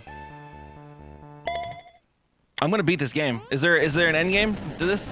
Yeah. So the You get the wizard's basically the game volcano. runs out of content around 2,000 feet, and then after that, it just starts to do. It recycles, like you get to fight double bosses and all sorts of like random weird stuff comes up. Oh, there's But bosses and stuff. yeah. Oh yeah. You'll hit that around 225 should be your first one. We're getting to a boss. How long do I have to get to a boss? 225 feet. No! Come on, Marshmallow! I guess it takes a little bit off of the impact of the guy dying horribly when he is a marshmallow. Like, well, That was kind of the intent. it's not like a bloody mass of human like pieces. Crap. Chris, I just got a message from on the side, like not even in the Twitch, but like through Steam. Someone said, I was a big fan of the original Avalanche. I had no idea this was a thing, and it makes me so happy. Do you want to, like, well, Talk first about of all, bask in the glory of how happy you're making people, apparently. This is great. I'm loving this. This is going to be on my stream list easily. Awesome. But I'm curious, like the process from one game to the other, and who was involved, and how things have gone. Like, I'm a dev, so I'm gonna ask dumb dev questions. But like, I love to hear it. Honestly, so like Avalanche is like this weird game that's always been kind of like near and dear to my heart, just because it was like one of the first games I ever made that like really kind of resonated with people. And so like it was this like weird like cult following with the original Avalanche, where just like it was insanely simple. No enemies, no power-ups, literally nothing in the game except for blocks and climbing and lava, and that was and somehow just like people would play this thing for hours and hours and hours. And so I kept getting especially like with just like friends and stuff like that who I had who like the game, they would constantly like be coming to me like, make a sequel to this thing, like do something with this thing. And the whole like I spent like at least like a good like couple of years like where I was just like, I don't really want to make a sequel to it, like it's fine as it is. Fucking chickens! I'm sorry. Damn it. I was doing just fine, and then he came out of nowhere. Wait, chickens? Or whatever, bird, duck, whatever you want to kill it. Oh, no, there are chickens. Okay, that's why you're confusing me. But they don't show up till you reach space. Oh, whatever the bird. Space chickens? Oh, I love this. I love this even more now. Until you reach space. Duh. You say it with like It's obvious. It's like, what Jeez, you? come Oh, on. yeah. There's the space chickens. Yeah, that's what you got there. Yeah, this is a game I don't talk about with like people who don't play video games because they just don't understand the entire thing. I just sound insane. I'm fervently angry at this game now that I'm going to get to a boss. I feel like I'm getting angry at the blocks. I'm like, really? That's where you're gonna spawn? You're gonna spawn there, out of all places? Oh, a balloon. Jump higher and fall slower. Oh, please no. I was hoping you were gonna be like this is just called Super Avalanche, Avalanche 2, and there was no actual Avalanche 1. You're just like. I should. No, honestly, it was one of those things that just like really. It took me a really long time to like actually want to work on the game again, just because I really had to like. Why honestly, are like, there Spelunky lava was a bubbles? Big, oh yeah, oh you got. Where are those? The climbing gloves. That was like a little tribute to Spelunky because that was kind of the game that really got me thinking about like how to add to the original game. Yeah, Spelunky's one of the ones that is just my go-to in regards to how non-stop, dungeon crawling Yeah. or roguelike. That's a solid one. That replayability on that. Okay, I'm depositing these coins. I don't want any of this. We're at 250. Oh, it's boss time. Boss Big Mouth. Great, fantastic. Oh my god. While Curly battles the boss, I'm going to give away a copy of Do we this jump on him? so No! that people can freely purchase it after they don't win. Yeah, if you don't win, you have to buy it. That's the rule. Because it is available on Steam. Because if you Right put your now, name in yeah. there for the free game, that means you want it at some point. So you just have to buy it. I'm going to murder you. I'm going to murder you, Mr. Plant. Alright, so the way the giveaway is working for everybody who's watching on the front page, which you shouldn't be, you should get your butts in here and hang out in chat. We're going to run the giveaway through the chat, and if you come in, you earn points for just hanging out or for following the channel, and then you get games. Oh, there's a flying squid with a straw in his head. Oh, what? Help, help, help, help, help! No! Beat the first boss. You unlocked an item. Congratulations. I did it. Oh, I freaking did it. Oh, also, by the way, Twitch does not condone giveaways. This is a giveaway from Chris, and not from Twitch. Twitch doesn't love you. Chris does. Yeah. You can enter this by sending a self-addressed stamped postcard to Kitty's P.O. Box. That's right. Yes. Just put Kitty's P.O. Box. The mail people will know exactly what to do with it. A flying squid with a straw in his head. Famous last words. Ah, crap. I want like a poster with all of your enemy like drawings on it. Because at first you're just like, yeah, a snake. Yeah, snakes are cool. And then you're just like, oh, guess what? Flying space chickens and squids, and that's a bird with a bandana on its head. Yeah. Dropping eggs on me. Dropping bombs. How? Now this is one of my favorite things with games like this, especially given that, like, the experience with Kitty not having beaten Legend of Dungeon yet, as far as I know. How far have you gotten in this game, sir? Personally, probably around 2,800, 3,000-ish feet, something thereabouts. I've seen a couple of people. There's when we first launched it on Steam, actually, we had a few people got to, like, I want to say like 5,000, 6,000 feet. Like, people have been playing this thing in beta for a year or two beforehand, so they had a little bit of practice. But well, like with Splunky too, you'll get like the bear taffies or the Bananasaurus Rexes that just murder the game and break it in ways that you never imagined. Yeah. Ah! There's a few good moments if you can collect a couple of power-up slots. You can get honestly, my favorite combo, you can mix up shoot, what is it? Try to get at least the balloon and the wings and the ninja thing. It gives you a triple jump and you just kind of float through space. So you pretty much can practically fly at that point. Come on, I need blocks. Oh, I think it's not gonna happen. Ah, there we go. I went off an enemy's head. Oh, this is easy. Back to the boss again. Oh no, it's a different boss. Oh crap. Okay, that was my time to hit her. What are you doing? The little Mega Man power-ups.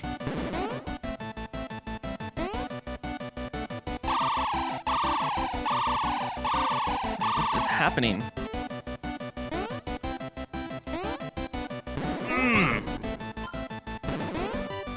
Oh crap, fell through. Sorry, I can't pay attention to anything when I'm playing at this point.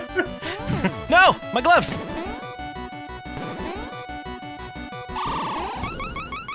So, Chris, did you have anything that you wanted to mention or talk about as far as the game goes? Because I know that time runs short constantly with this kind of thing. Like, I think the only way I'm selling it is I'm just loving it, so I'm just gonna keep playing it. No! Crap! Oh, there's gonna be long drunken nights of this game, people. Prepare yourselves. Oh. That's good. Maybe you don't even need to say anything, Chris. Just let Curly keep screaming. That'll sell it. I think he's doing a good job of selling the game. It's a good time. So what's gonna happen? What's really gonna happen though, and this is what happened in Splunky, is I'm gonna get everyone on Steam with it, and I'm sure that other people's scores are gonna show up in my game, right? Like friends and whatever. So we're working on that. it's going to turn into what a you can do giant right now- competitive freaking contest of doom where I'm going to end up having to punch my friend in real life because he's beaten my score. Oh man, that was the best thing. So we had people come up to us back when we exhibited this thing at PAX, and we had people literally come up and like, you destroyed productivity in our office for an entire month with your stupid game. They're very mad. Mad, but in a happy way, I think. Yeah, in that sort For of sure. happy way that was time well spent, but Yeah, I don't need to go to work this week. I just need to beat no. scores. Just beat. Try to get to the. Oh, you can fight the space chicken boss. That guy's fun. Oh, they give you coins. All right, I'm gonna eat the freaking crap. Get out of here. Yeah, pretty much the only thing is, I crossover, mean, right? Yeah. honestly, if anyone does want to get this game, just please make sure you comment on Steam, and we're trying to be as active as we can on there because honestly, this is I'm a done. game that I I like quit. to work with, It's over. and Stupid. I hate your game. It's dumb. Deleting it. So, uninstall. oh.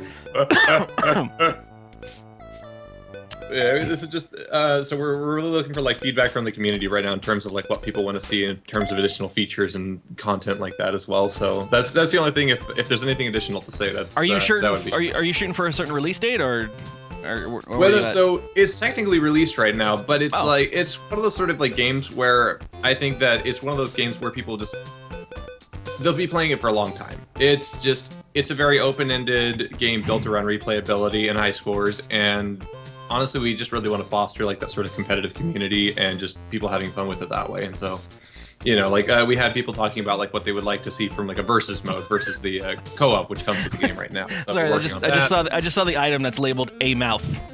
It's just like, you just buy a mouth. And just to piggyback a little bit on what Chris was saying about leaving comments, leave a review as well. Oh, yes, that's please. a huge thing that makes an actual difference on Steam, and people will look at that. Yep. And Leave a positive review. leave a please. leave a positive review. Or if it's not positive, make it funny. Yeah, Or- there you go. yeah, there you go. That works too. leave a positive review or leave a negative comment in places where Bonus they points can. if your comment and review is a haiku.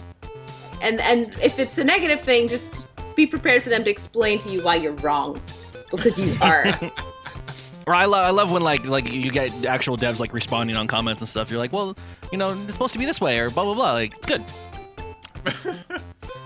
Only thing I've only been able to do so far is just like go to the support email before you just complain about the game, because there's been a few where it's like we could have probably fixed it if they would have reached out. Actually, on that note, beastgames.org or superavalanche.com.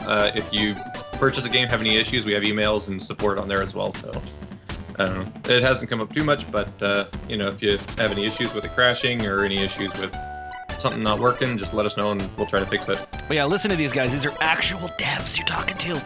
These guys know what it's about. As just a person who plays games for the streams, like I definitely do go, and when I'm looking at a game that someone mentioned or someone tweeted about, I'll go to Steam or whatever, and I'll look at the review. I'll look at the top like hated reviews and then the top loved it reviews, and I'll read through them, and that's usually how I determine if I'm going to play a game or not. So they do matter. Yep. But I think we're out of time. I hate. 5 o'clock. Alex is making me be this person. Schedule. I just want to keep playing these games. You've given me too much stuff to do. I've lost all ability to actually do work today. Sorry, Curly. I'm now gonna go play this. But yeah, I'm gonna close this. This is lovely, dude. Thank you so much for this. Hey, thank you guys for having me on. Thank you for existing. Sam in the chat. Sam here's. Come over. We're playing this later. Expect to see more streams of this game from Drunk Kids Gaming. That's Absolutely. what this sounds like. Thank you so much, Chris. I'm sure I'll poke you again sometime on Skype, just because I didn't get much of a chance to talk to you, and I like making dev friends. So I'll bother you later. When are we getting? When do we get an Sounds good. Indie Dev Super Show Con, Alex? Where we all Yes. get together. That's right. But thank you so much for being part of the show. Thank you for making this game, because wow, it's fun. Or as Megan says, thank your parents for making you. Thank you, parents, for making you. Yes. that as well. And I'm giving out the keys as we speak. So thank you as well for those. I'm just gonna Generous go of you, and you're getting sent into the abyss that is the dark, cold internet. You're no longer in the cuddle basket. Get out of the cuddle Supershow. basket. Oh, Alex, we need to get you emotes for Twitch so we can get cuddle baskets and then the abyss basket where you have to go to after you're I not never on the had show. a cuddle basket until this Super Show. It just sort of happened. So now that is our thing. Imagine yourself with piles of kittens. That is how this works. All right. Well, thank you guys so much. I'll definitely hit you up later. Awesome. Yep. Have Bye. an awesome day, and feel free to post links in the chat after this. I will. Thank you. Spam all of the things. Spam the thing. Yes. All right. All right. And thanks. You guys have a good rest of the show. Yes, we will. Bye bye. Bye. And he's dropped. It does feel so like it's visceral cutting someone off in Skype. You're, I just, know. you're like, I'm sorry, your voice is going away. We can't hear you. Oh boy. I have up here, I still have the little widget that you use to see when somebody subscribes and like does a little animaty thing and all that jazz. Yeah. And so that's like every once in a while there's like this pile of follows. It's like Yeah. Meryl. Yeah, Meryl, I turned it Meryl. off on most of my scenes because I didn't want to like over DKG brand your entire show. So but I forgot on this scene I didn't have it on, and someone just followed my channel and it was like, because my follower alert is the Battle Block Theater guy's voice, and it's like a random quote from all of his quips. Oh, that's And- awesome. So every now and then he's just like, I love him to death. It's Why great. not? That works. All right, awesome. So on to the next game. You haven't seen this yet, have you, Curly? I have no idea what this game is. Your mind is going to go like that because it's gonna Just be like so that. pretty. It's gonna be a crane that falls over. I'm gonna move that. Stop that. We built Lumino City. What the hell are we doing? What is happening? Be prepared. Be prepared. This is so much fun. I love the format of letting other people pick games I play. It's so much easier. There's no stress whatever. I have 155 or something like that from here. I got a lot of submissions for the Super Show. A lot of them were cool. If you ever need recommendations Dude. and you're like, I'm in the mood for a blah blah blah. indie game. Even for like some of the less chill stuff, like I know how much work you were putting into like screening games and stuff. If you just want to like lump a pile on me and I'll dig through some crap, like I'll gladly do that. Oh yeah? Yeah. Next time I will enlist you into Yeah. into that We can get a whole army of task. people, and I'll do it live, so like we can get like, you know, viewer votes and stuff or whatever for games and whatever. Cool. Yeah. Make it easier, make a game out of it or something. All right, we have a second dev, or not second, the next, I should say, the next dev. The And the last and best dev. Spooloop, here he comes. Bam. But like before we even move on, that other game is amazing. Avalanche is amazing. Just wait till you play this one, Curly. Oh, Wait, it's yeah. a totally different vibe, but you will be amazed. Luke, are you here? Are you with us? I'm here. I'm with you. Hello, Luke. Oh, welcome. Welcome to the cuddle Super basket. Thank you very Show. much. Yeah. You have to make sure you take your shoes off before you come into the cuddle basket. There's kittens around. Yeah, don't want to step on any kittens. You'll step on a kitten. Oh. Welcome to my game. Yeah, I'm at Yay. I'm at the title screen, and I have been intrigued by it, and also Alex's sneaky, conniving little giggle about how much I'm going to love it. Yeah. Oh, you will. Well, no, I can't say anything. We'll see. This is gonna be the one game I actually caught hate. A snippet of your last one. What? Sorry. This is gonna be the one game I hate. I'm just gonna be like, Yeah, this is dumb. yeah. Well, puzzle adventure games. It's a point and click puzzle adventure. Okay. It's one of those where, like, I mean, we've been demoing it around. You know, well, it's out, so we've been showing it around all the shows around, and they're not ones that like show so well because people, you know, you need to get in the zone and you need to kind of think about things rather than like just blow stuff up. But yeah, that's fine. That's why I'm here as well, so I can offer subtle hints. And you can talk while I get lost, and then my whole chat yells Yeah. at me. Because I tend to be the We're gonna most get- oblivious broadcaster of all time when it comes down to very, very obvious stuff. So I'm gonna hit That's new game, just for the sake of it, because Go, I go. think I It's booted this up. taken- Yep. Do new game. Make sure that the audio up. So I think the absolute first thing that everybody should know about this game is the process that you went through that is highly unusual for making a video game. Yeah. Yeah. Oh, we're looking Yeah. at a blueprint About here. that, yeah. So, sorry, you've probably been saying this to everyone. The Twitch feed, that's slightly behind where you are, yeah? Yeah, it's unfortunate. Yeah. No, it's fine. it's so I about can't 20 really see what seconds. you're talking about. Yeah, 20 seconds. just prepare to be like, you're gonna be in this area now, like in 20 seconds. Yeah, sure. So I'm looking at Okay, Granddad and so- Lumi. I'm thinking of That's going right. to need a cup of tea before I tell you. Yeah, just go with it. I have a tendency to read out everything, so I don't want to. If it might ruin this for everyone. Would you be kind enough to so, go and yeah. make the tea? I'll let you do this bit. Okay. Carry on. Go Oh, on, there's your follow name that. up there. I just noticed that. Yeah. Look at that. So yeah, I Look did the. Yeah, you can see. I'm I did the absolutely art. in love with this art style. I don't even know how you do this kind of like infographic, like animated infographic like style. Well, it's Flash and After Effects, but this isn't the main event. You'll if you like that, you'll be surprised. I'm a shocked, little bit panicking. disappointed, What's no happening? idea. What's gonna happen? What's happening? Yeah, so, well, oh yeah, there's a. You weren't expecting that making a cup of tea. No, were no, you? I was just happily making tea today. I was gonna. Granddad's gone. I'm in the opening bit. Like how? Yeah, I know. He doesn't hang around. The handy manual. All right, I'm absolutely in love with this. So, Like, I will don't get me wait wrong. at If a the- game is shit, I'll tell you it's shit, and I'm enjoying the hell out of this Oh, right that's now. good. Like I'm not just. just you being polite while lulling me into a full sense. I mean, this is stunningly beautiful. This Wow. looks like useful. I want to open it. Open a book. I'll look at it later. Okay, fine. Yeah. Don't worry, you'll be able to open it later. So, should be able to leave the house now. Yep, going to the city. Chapter 9, apparently. Or scene 9. Mm-hmm. Oh, I'm turning the music up.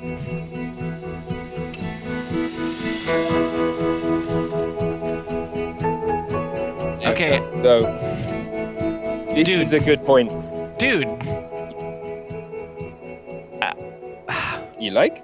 Yeah, so like I don't know how to explain like just that like childhood joy you get with like really good art. Like I just smiled a lot. I'm also a little bit now getting at the end of this beer, so you're gonna get a lot of emotions from me. Oh, that's great. We've hit you at the right time. Yeah, perfect time. Yeah. So, right, to explain, this is a good point to explain how this was built. We built an entire model city out of paper and cardboard and miniature lights and Are you motors. serious? Yeah, it was Oh. about 10 foot high, 2.5 meters, something like that. So that's what you're looking at now. You're looking at the base of a city that we built. So straight up practical effects. Like, Yeah. So this is it's really weird. It's a real mix of old school stuff and like new technology that we used a motion control camera, so one that you use in special effects. Really, like James Cameron will use this all the time, right? But like we can't afford it. You know, being an indie developer, it's like okay, these things cost $4,000 per day to rent. So how are we gonna do? So we had it for one day. So we spent a year building this entire city, and then we had one day to film it. I'm wondering if I can share an image with you guys. I can put on anything the up for you. chat. Yeah. Yeah. Yeah. How do yeah. I get you an image? 'Cause then I can Either show give me a you- link to it or just put it in Skype, and Skype will eventually send it to me. Right, I'll Skype to you. If it's already hosted somewhere, then cool. If not, then just pop it in the chat. I haven't hosted it yet 'cause it's kind of secret. It kind of spoils things, but it's Secrets! Awesome! This is like exclusive stuff you're getting here. I mean, So, we're talking. This is stunning. Like, I'm want for breath at this point. Oh, that's great. Well, I've just sent you an image which you can then Whoa. share. You sent an image? I sent. Yep, I'll send you another one as well. Where? Did I send you? I sent it to Alex. Oh, I'm not Alex. Oh, sorry. Where's? If you do I this thought main it was chat with the three of us in it, You should be able to, right inside of the call that we're doing. here. There should be like little IM button thing, and you can send it right in that. You should be Hold able up to the just text drag chat and afterwards. drop it there. Skype is kind of tricky. Yeah. I'm excited to go. see this picture, so I'm gonna go check it out. Yeah. Yeah, check That. Oh yes! that, oh my gosh! Ah, it's so real. Well, you get to see it, So and I that don't get to was- see it. Yeah. That was for your benefit, Curly, or well, really for mine. Cool. Okay, have they come through? They should. Skype is weird. It takes a while. I'm gonna. They just look like blanks to me right now. Right. Okay. Well, they are. Yeah. What you should see is a picture of me next to what we built. The photo is unavailable. Nice. Oh, the first one came through though. Holy crap! So Okay, I'm showing this first Hey. one. I'm looking at the questions on the far side. So, So I'm gonna cut over to this real quick. First of all, there's backers. Who's the backer on this game? The word wasn't a backer. This is all self-funded. So we had to really save our pennies for this. Who else? What have we got? Are the shadows photography or real time? The shadows on the character are all hand animated, and the character's hand animated too. Often it's motion tracked using some After Effects, but often I'm doing it myself. So I'm right here in this world, Okay. and you're standing next to this entire creation. This is amazing. Yeah, so that all works as well. Like you see, there's a windmill on top, and we put a microwave motor inside that so that the sail moves around, and you actually get to control that sail at some point, like by pulling levers and starting and stopping. So I'm gonna explore all of this at this point. This is great. Yeah. So, and someone just said, "Oh, I love the stop motion," and it's not actually stop motion. We used real video footage as much as possible. Oh, there you go. You're sharing the image. Yeah. We used in-camera effects as much as possible. So, like, stop motion has a definite look. What we could do, we could actually just. I'd plan where I wanted the camera to move from and to, and then you can just play the camera, and that means you get all this beautiful motion blur, and you get a real sense of naturalness, if that's a word. I'm to super the whole overwhelmed by this manual here. thing. So this acts as your hint book as well. So there are all these are clues that you'll only be able to work out when you're in that scene. I imagine, yeah. And I'm looking at it going like, I'm gonna have to solve these puzzles at some point. Yeah. So if you ever get stuck, all you need to do is look in that contents page. There'll be a sum or some little puzzle for you to work out which page the solution is on. Yeah, number of blades on windmill times 100 plus number of levers times 100 Yeah. plus 15. Yeah. Yeah, you might need a calculator at some point. Oh, there are 900 pages in this book, sir. There are 1,000 pages. I mean- yeah, that's just What are you stops you, doing? What are you doing? Curly is having a breakdown right now. Oh my god. How many years did you make this game since you've been alive? we didn't write every single page, I gotta say, but it took 3 years to make this. Just like a little team. 3 years, and now another 3 years of therapy. So eventually it'll be 6. So, Okay, I'm just gonna close. We're gonna close the book now. Closed. Yeah. It's. Oh, okay. Hello.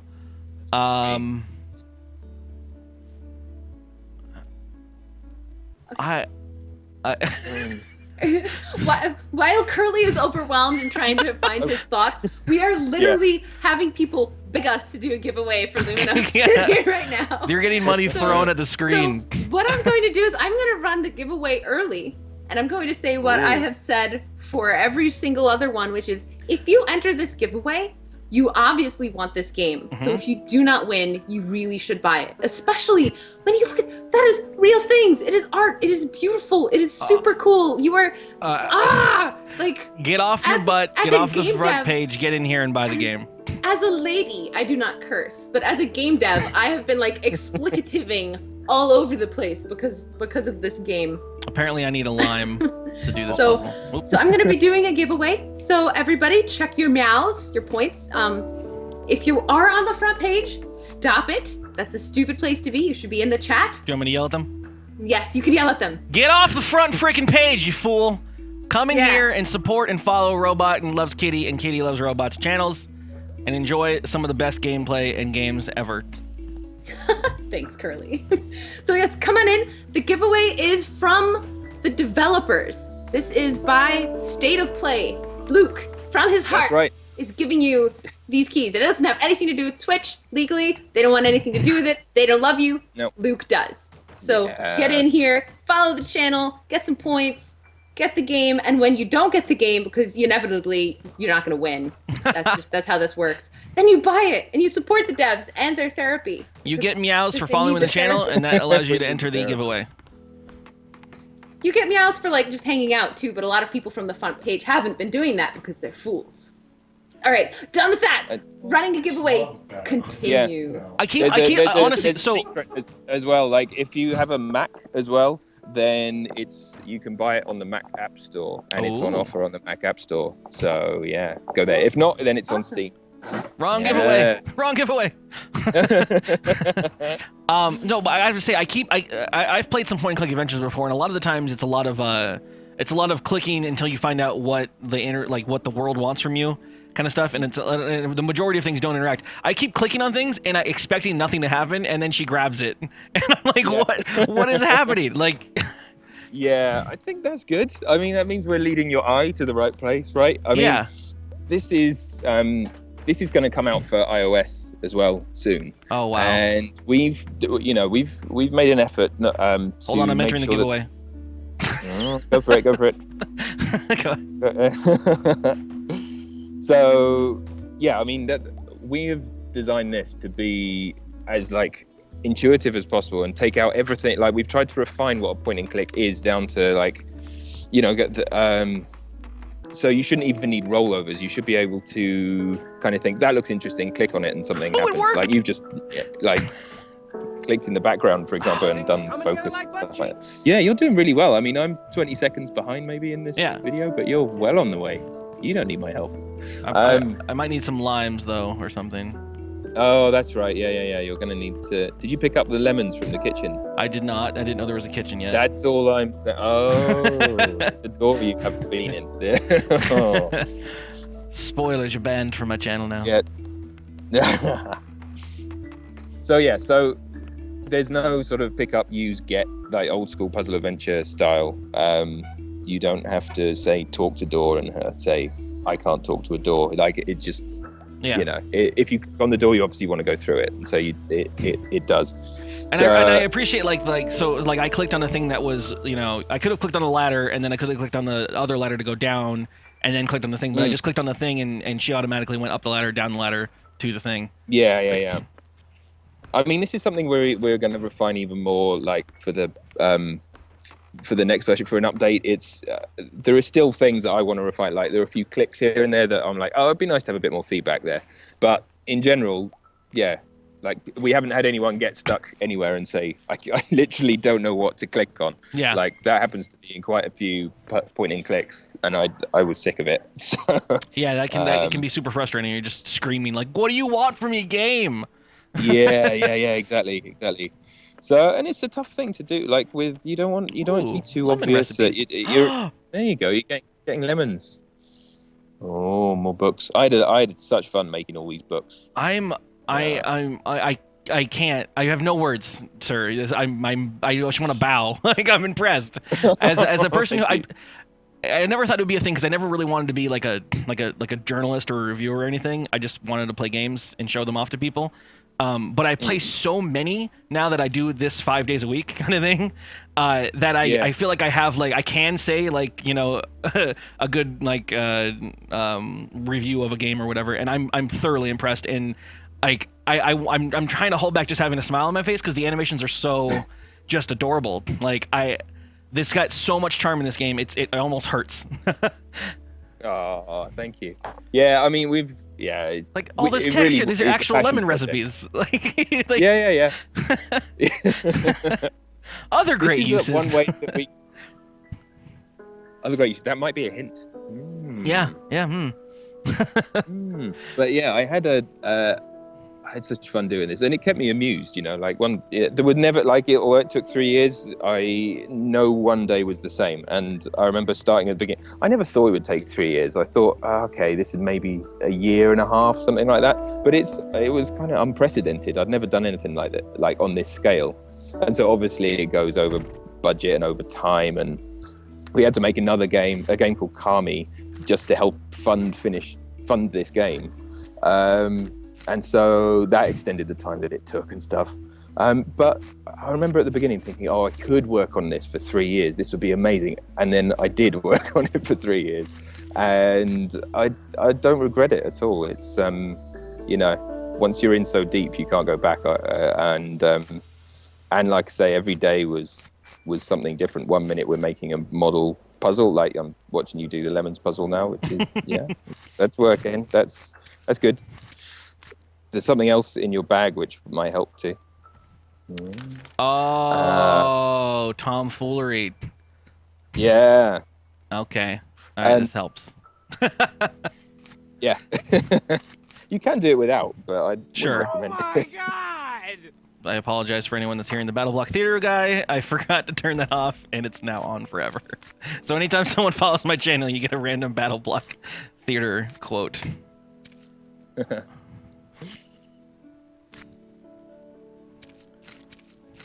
So thank you, JVZ209, for saying everyone buy it to make up for the budget.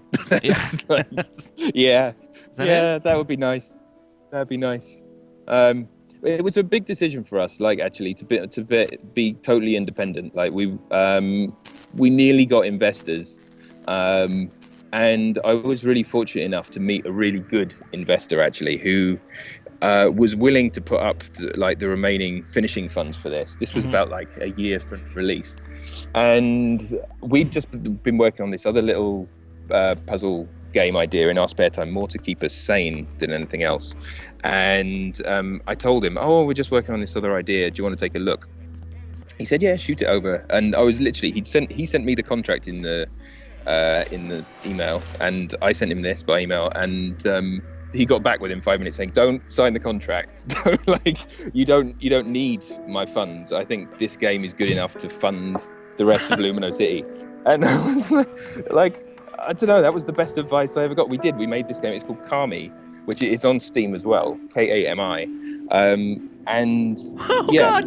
Sorry. What you I just launched myself into the city. You launched something. Whoops. She's like, this is almost certainly a good idea. I love it. Oh, god damn it. You had to put a cat in this game. Oh yeah. Oh wait, if you like cats, wait a minute. I like that part. I know what's happening. I know it's coming. Yeah, it's coming. Is he gonna go crazy about this bit? We'll see. And anyway, yeah, so that was the best advice from someone who could have said, like, if he'd have been a bad investor or like a bad guy, he would have said, oh yeah, no, I'll invest in your game and I will invest in your new one too, if he thought they were both good. But no, he said, don't take my money and like go independent. That's going to be much better. Like creatively, that's good. You don't want me involved or like the pressure of that. Wow. And it's true, I didn't. And so I didn't take that money. Released our game, and it got featured on the iOS store, and Apple still feature it from time to time. It got on Steam, and so that helped us finish this game. Yeah, go chase that cat. Oh, there's cats everywhere. This is a surprising amount of cats. Luke, we've got a question in the chat. There's been a couple people talking about the shadows, asking if the shadows are real, and also if the physical objects animate at all. I think you touched on that a little, but just for people who just came in. Yeah, sure. So that the characters are built by they're real objects too, but then they're photographed and then they are animated in Flash. We did some cunning code in Flash to make sure that they have the same film grain and same focus as where they're supposed to be. And then the shadows have a similar thing, but it's all those shadows are done in Flash. The things actually move though as well, so it's the characters are the main thing that are over the top.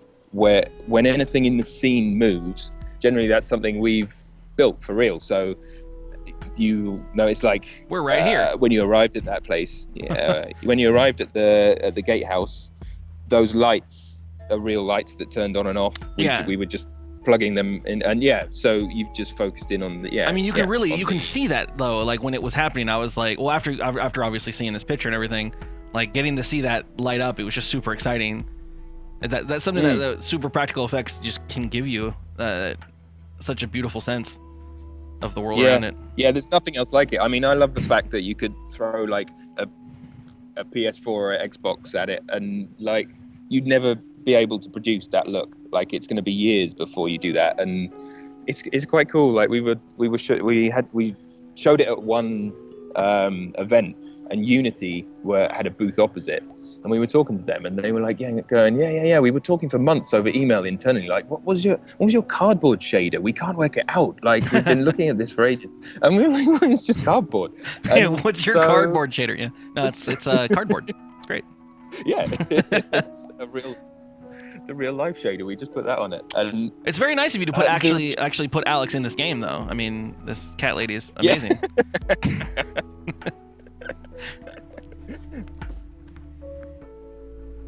Yeah, she's cool. I like her. I like this character. She's like the cool one. She still is pretty cool, although she's a bit forgetful. She was like, running.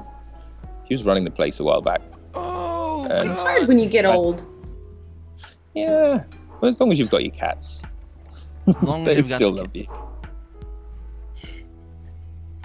Originally, this is totally secret. Like I've never revealed this work to anybody, but originally these cogs that you're playing with, they were originally cat powered as well. So little cats in hamster wheel type things. Yeah, I'm so sorry I took it out.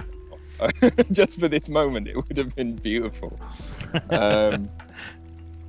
But yeah, in the end, they're clockwork powered. I was like, it just in the end it looked a little bit cruel. I couldn't live in my imprisoning. I understand. That's still that would have been adorable in its own horrible, cruel way. Horrible, adorable. Yeah. So did I answer the question? So whenever anything moves in the like there are motors and stuff like I was saying as well. So like when you get to go and play with the windmill that's at the top, you end up with levers for start and stop and for speed and stuff, and you actually can spoilers, but you can signal to someone using the light. You have to start and stop it and signal with Morse code. So you have to move the sail in front of the light and like control that. And the way that we made that move round was we had a microwave motor inside the windmill, and we plugged that in. We filmed one entire rotation so we could make a loop, and then we're starting and stopping the video, and that means that you're controlling it. That was a relatively simple way of doing it. There were more complicated ones, especially with that gatehouse. So the motion control camera that we got, which is an incredible piece of kit, they're custom made. They cost tens of thousands of pounds, but they're accurate down to a nanometer each time, so you can move it around that gatehouse once with the lights off. You can then do the exact same motion with the lights on, and then you can mix between the two videos if you want. And so we created our own way of making interactive video like that. I know what I'm doing the rest of the day. Like I'm so in love with this. It's got so much charm. And so people are asking in the chat. Actually, the next dev that's up is asking what awards you've won for this, because obviously you've won awards. Yeah. Yeah, we won a BAFTA for artistic achievement, which we're pretty Wow. proud of. Yeah. That was surreal because we were up against Assassin's Creed and Far Cry 4, and and it's just they're basically.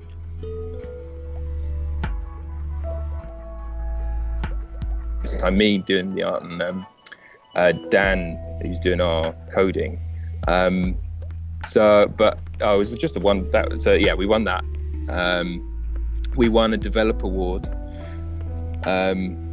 And that was just recently. We've won. We got nominated for 3 BAFTAs. We got nominated for the IGF Awards for artistic achievement, and I can't remember. Let me have a look. So many awards I can't remember. Yeah, it's not a bad situation to be in, because.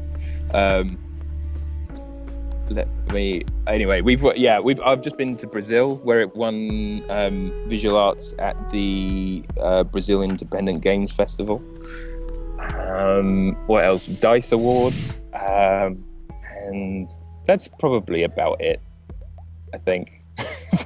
But that's fine. That's fine. We're happy. It's now kind of hitting its stride. Really, it was released back in December.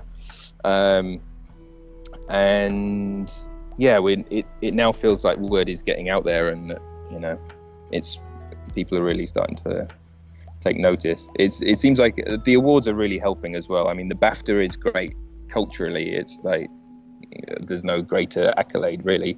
The developer awards are they're UK based. They're very I guess they're very industry, but that suddenly it's like, whoa, the developers for Ubisoft and everyone are there, and they suddenly know about the game, and so it's done all right. So this would be the hint. So if I needed a hint on this, it would be number of gears times 10 plus 90. Oh, Curly, I got to this point and I got a little confused. There's actually like directions on the gears. The gears spin in specific directions. Sure. And you might want those to not slow down the spinning. If that's a good hint. So the colors, yes. Blue goes anti-clockwise and red goes clockwise. So if anything's spinning the wrong way, you just need to switch. Okay. Did it. Someone's got it in the chat. The real Bonkman's got it. How many puzzles are there in this game? From Angeli Corex. It's a good point. I don't know. There's we lost count, but we've got at least 20 different environments that you move through. And that's just exterior environments. So they often you're like, you come across the marketplace and then you go inside and there's more places to explore. Each has 2-3 puzzles in that environment. So I don't know. I'm not gonna do the maths and commit myself to a number and then be totally wrong. But there's about 8 to 9 hours of gameplay on average. We've found. Wow. Some people more, some people less. Some people just like going through it and looking at the book, finding the answers and doing it that way. Is the book really just like straight up answers at that point, or? Well, that's Just more of a some of them are. Yes, when we couldn't work out what's the suitable hint, but often they give the whole solution, but you don't have to look at it all.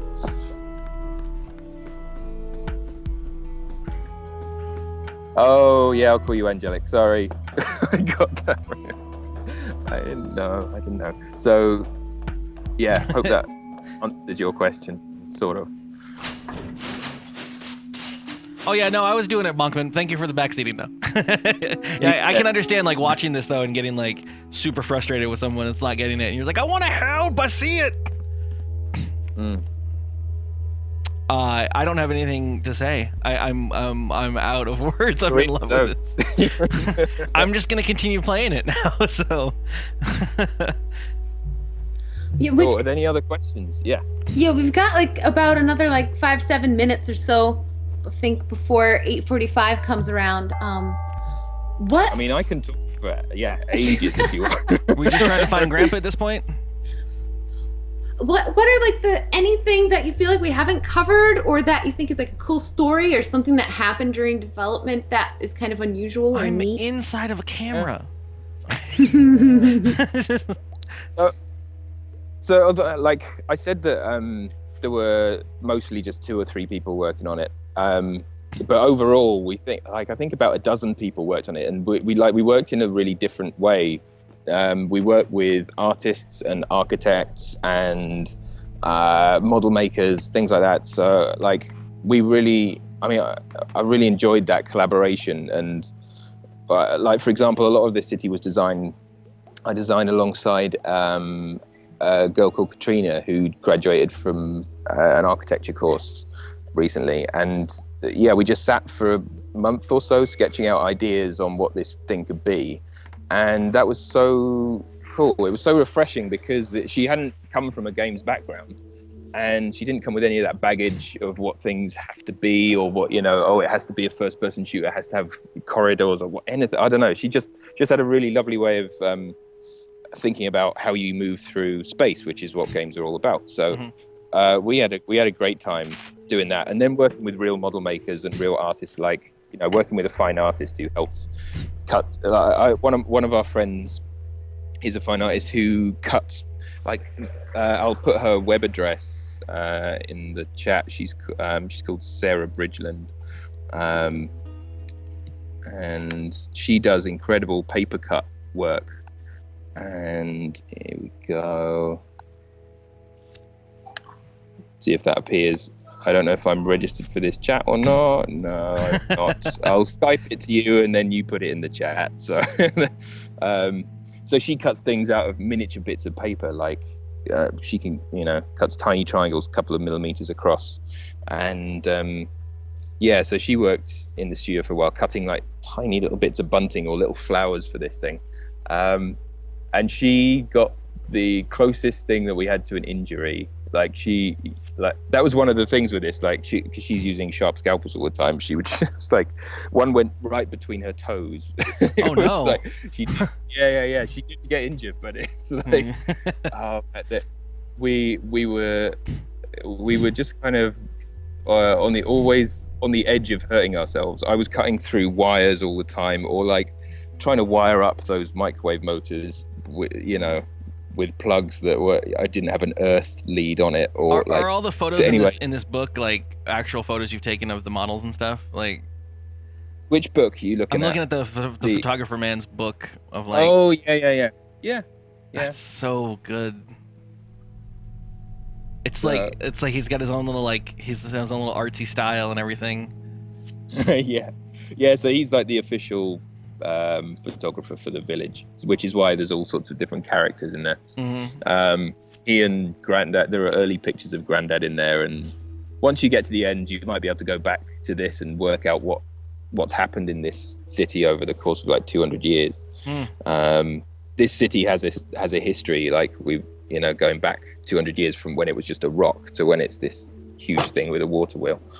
And that's part of the goal of the game, to unpick what's happened, why there isn't any power, and so as much as I just do games and stuff, obviously, for the most part, one of my favorite things to showcase, and the reason I love to do what I do in regards to streaming, and having this shared experience with the viewers and whatnot, is that I've gotten to the point of being able to find these games that that define gaming as its own genre of art. Which seems like, you could, gaming, in my opinion, is art and everything, but there are certain ones that can only be done in only art that can be experienced through the method of gaming, which is what I think pushes the genre forward. A lot of games that you play, it could be a better book, it could be a better movie or whatever, but there are certain ones that there's just no other way to experience the experience you're trying to get from the artist. And I think you have that here. I think that's what's showing. Yeah. Oh, thanks. Yeah, that's what I feel too, and I think it does something artistically that no other thing can as well. In that, you're interacting with whatever the point of this thing is, if you know what I mean. Like there are messages and all sorts throughout this, but they're not rammed down your throat. You just experience them and internalize them, hopefully, or work out how you feel about it and all that kind of stuff. Like, it's not a passive thing. Well, I mean, it's given me information and all that stuff, but I honestly feel like I don't have any guide, and I'm just exploring this world, and I'm liking it. Like, I've even forgotten about my grandpa. Really, like I don't care.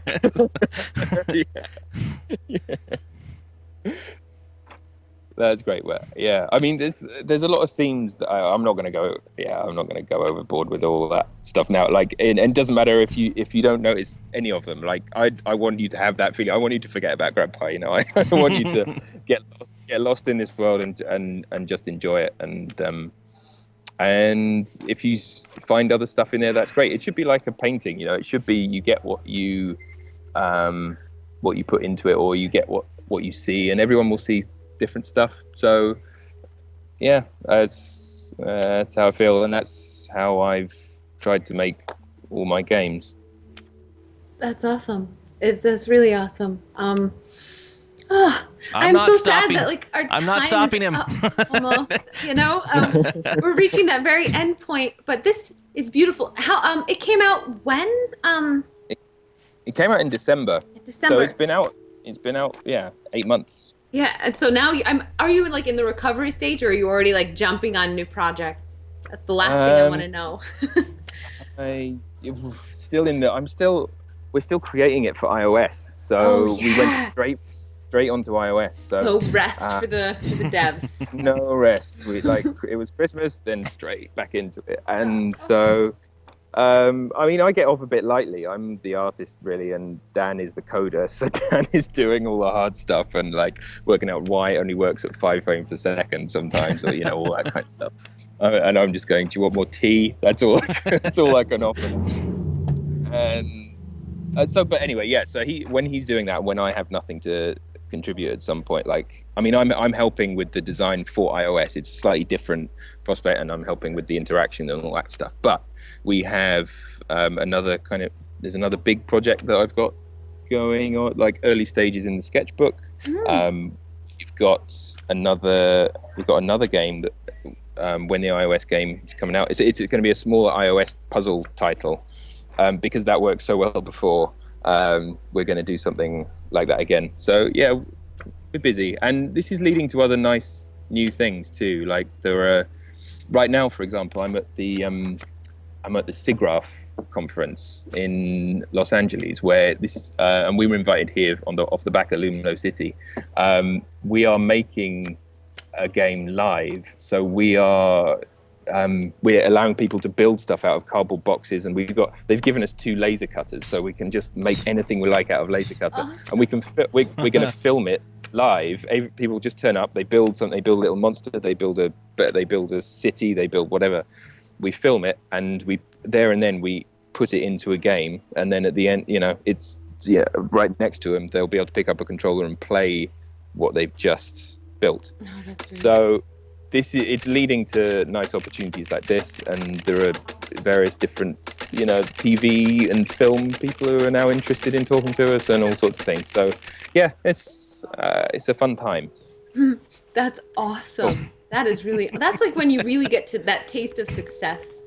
When people are openly adoring your game, and other people are like, wow, you can do things. Here, do things with us. Well, that's the dream, where your art is inspiring other art, and that's the greatest part, right? Like, well, that's the best thing. I mean, it's been lovely. Like, even like students get in touch, and I'm always like, I do my best to get in touch with them and help them. And there are now like a handful who are trying something in this style, or like taking it further, like making a model and then putting it into 3D Studio Max and using that as their texture and all that kind of stuff. So yeah. I mean, if we've inspired someone as well, that's incredible. Cool. Well, this has been incredible as well. Thank you so much for being a part of this. Well, it's really? No problem. I don't really know how to cope with it, because you don't get like live appreciation like this so much. So welcome to Twitch, where this is all we do. Yeah. Very cool. So we're gonna switch over to the next game. Actually, Curly, if you'd like, the dev messaged me and they said if you would like to play the next game too, you might enjoy it. But I don't know what your schedule is like, or if you're My exhausted schedule and is done. this game and then Avalanche. What do you want from me? Like, Do you want to discover another game, or will that I ruin will. your I'll life? be around. Yeah, sure. I have nothing more better to do. I'm gonna actually break open the whiskey if you don't mind. Then. I can't. I have no say over what you do with your liver. Aw. None whatsoever. Yeah, glad. Nice. I'll stick around for sure. Awesome. You have to fight me off. So Luke, if you want, I don't know if you have a Twitch username, but if you do, feel free to answer questions inside of the chat. I know a couple didn't get answered. They were asking about like how much cardboard you used and things like that. I don't know if you kept track, but feel free to jump in there and also Sure, link I link everything. Lots of links. Yeah, lots of links. I'll do that. I should have a Twitch username. I've lost it. I may have to make a new one. But yeah, I'll jump in there and answer some questions now. Awesome. Dude, Sounds thank you. great. I just finally closed the game, so my mind is coming back to me. Thank you so much for this game, dude, and coming on the show. No problem. It's a real pleasure. Thank you. Yes, thank you so much. Guys. Thank you for Ooh, making this game. I'm sweating care. from being blown away. This is great. All right. See you guys. Bye. Thanks so much. Bye. Bye. All right, I just PM'd you a Steam key Okay. for the game that is coming up next. Oh yeah, I get free games out of this. This is You get- fantastic. I know, right? It's pretty awesome. And some of them even have Steam cards. Yeah, It's my like, Steam. woo, I made 9 cents playing this game. Selling them Steam cards. Yeah. Dude, yeah, I've been buying games with Steam card penance. I have purchased a game so far. I don't have that many Steam cards. I honestly don't have time to play some of the games for long. What I enough. want though is I want like a Steam interface button that's just like sell all cards at market value. Because it takes so much effort to go through each one and be like 9 cents, 8 cents, 12 cents. Yes. All right, I've got the dev here. Okay. Coming in. The game that you are about to receive is called Pinstripe. And while Luminosity is kind of a tough act to follow, Sure. I think they're going to do a pretty good job. I was very excited about showing this game off too. So this will be awesome. So we're gonna ask this guy how much cardboard went into his game, or? Oh yeah, I don't think there's any cardboard. No cardboard was killed in the making of this next game. Or harmed, I suppose is the appropriate term. All right. I apologize. I have the follower alert up, and I can't get rid of it after it loads. It just yelled out, "Good job, baby farts!"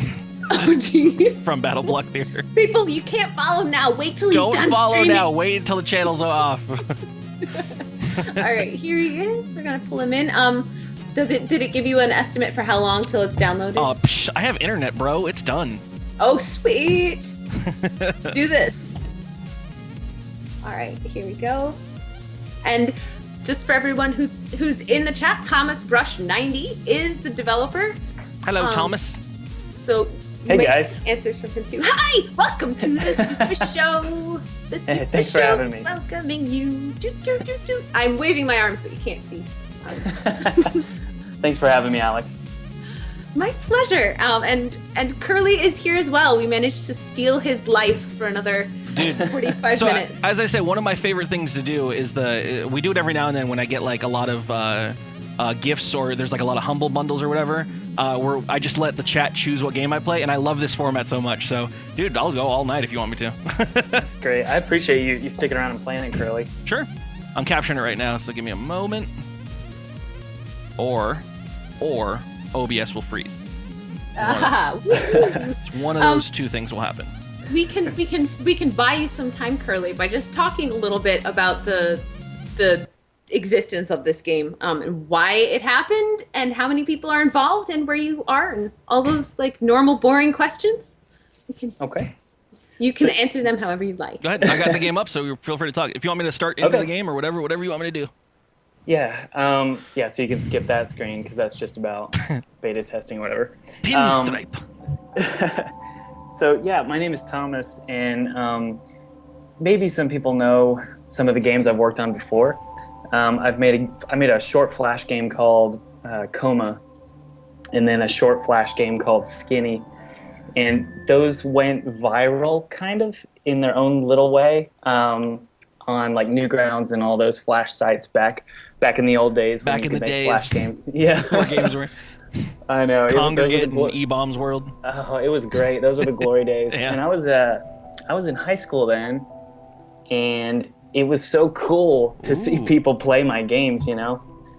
So I decided that I wanted to spend as much time as I needed to make an awesome game that's similar to my other games, but taking it up a notch. So I've been working on this game for almost 4 years now. Dude, you got Coma fans in the chat. Look at that. Oh yeah, wow. Oh cool. Yeah, I didn't even look at that. Hello. Yeah, so I guess I've been working on it for almost 4 years, I think.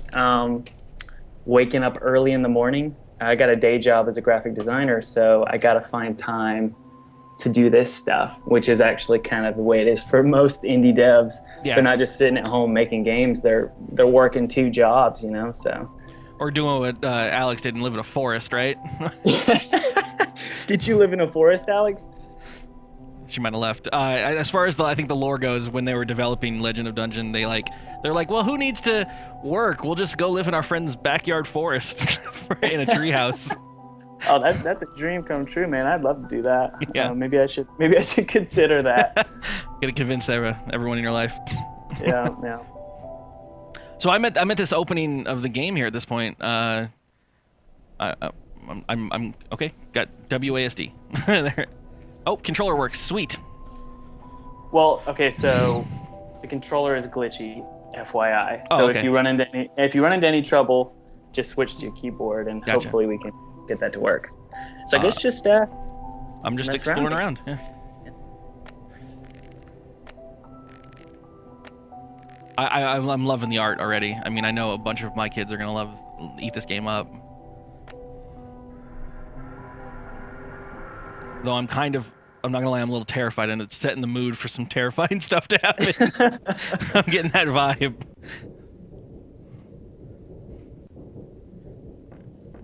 Okay. Dusty mirror. Hey, Lily, what's up? How long was out? I'm not sure. It's freezing in here. Mind getting me a scarf? Yeah, no problem, bro. Let's go find you a scarf. There's one. Do-do-do. Do-do-do. Here you go. Do you smell smoke? No, I don't smell smoke. No! Why are we on a train and to begin with? Oh yeah, not ominous. Are you gonna give me? Okay, so what is this a horror game? Are we gonna? I want to know. I want to know if I'm gonna get scared out of my mind. It's not a horror. It's not a horror game. Okay. But I guess maybe there's a couple creepy scenes that you want to maybe prepare for. But I don't know if the right word is like an emo game. Or it's just there's a lot of emotional stuff involved in it, and maybe a lot of dark themes. But no, it's not a horror game. I wouldn't think so. But maybe. Trigger warnings up, team. I'm getting us some drinks. Oh, this guy's creepy. I wanted to make this guy like a pervy. Oh yeah, like, you did it. Like an old 1920s speakeasy type guy. Well, I don't want to leave him in this room. Like I don't want to leave him between me and Lily at this point. I'm emotionally invested. That's good. That's good. That's what I want. Oops. Oh, yeah. Crap. Sorry. Oh. But this sequence here, just for any of the game developers in the chat room who are watching, this sequence is created in Unity, and it's layers of Photoshop files. So there's no cardboard in this game. It's all. So how much real building did you do and design and $1 million cameras in years? I'm kidding. None of that. I took the easy road for this one, but Did you have to But put really- a pulsating black sack in this game? yes, I did. Okay. And silence. Sorry. It was like, yes, I did. And nothing. I had to do it. I had no choice. No. Oh, he's gone. I gotta go to Lily. Lily. Son of a bee. What the fun? So is the sound working for you guys? Okay. Wait, I'm hearing the sound, yeah. Okay. Cool. They Just wanna should make be sure. hearing it too. I mean, Great, it's a great. little low, but that's just because talking over it. Okay. Cool. Daddy, your wife and I, we're betrothed. What? He's a perv. I'm telling you, man. I went to get a drink, dude, and you come and sneak and marry my wife in the middle of it. What is that? I don't appreciate that. I don't know what to feel. I'm sure that's what I'm supposed to feel at this point, but I don't know what to feel. My emotions are thrown around. You've put me in a state, sir. So apparently some people are scared. Sorry, guys. I'm not- feeling scared. Yeah. I wasn't trying to make it like too scary, although I don't know. It's not scary. It's atmospheric. Well, it's a little bit of like I don't want to say uncanny, but it's got that off-putting feeling. Like I feel like I'm on the edge of something about to happen that's not going to be okay. Isn't that just like real life? Normally, I walk around whistling and skipping. What do you? Well, that's funny. Yeah. I mean, just as a gamer in general, I'm also really concerned at the fact that I have hearts in the corner. Like, so I know at some point I'm going to like most likely take damage. You know, that's the feeling I'm getting. Yeah. So my original 2 games, Coma and Skinny, there was no hit damage in those games. I'm sorry, you're watching, right? I think I might have broken something. What happened? The snowball went away into the sky. I've done that before, and I'm thinking maybe I should spend some time to fix it. But I think it's funny enough to keep. Okay, as long as it doesn't impede progress. Yeah. I feel bad. I have to follow him like I broke your game. No, you didn't break it. So if you leave this it is an eggshell? framed, you can. Oh, it comes back. Okay. I want to put there on that. Holy crap! There's a lot of scenes in this one.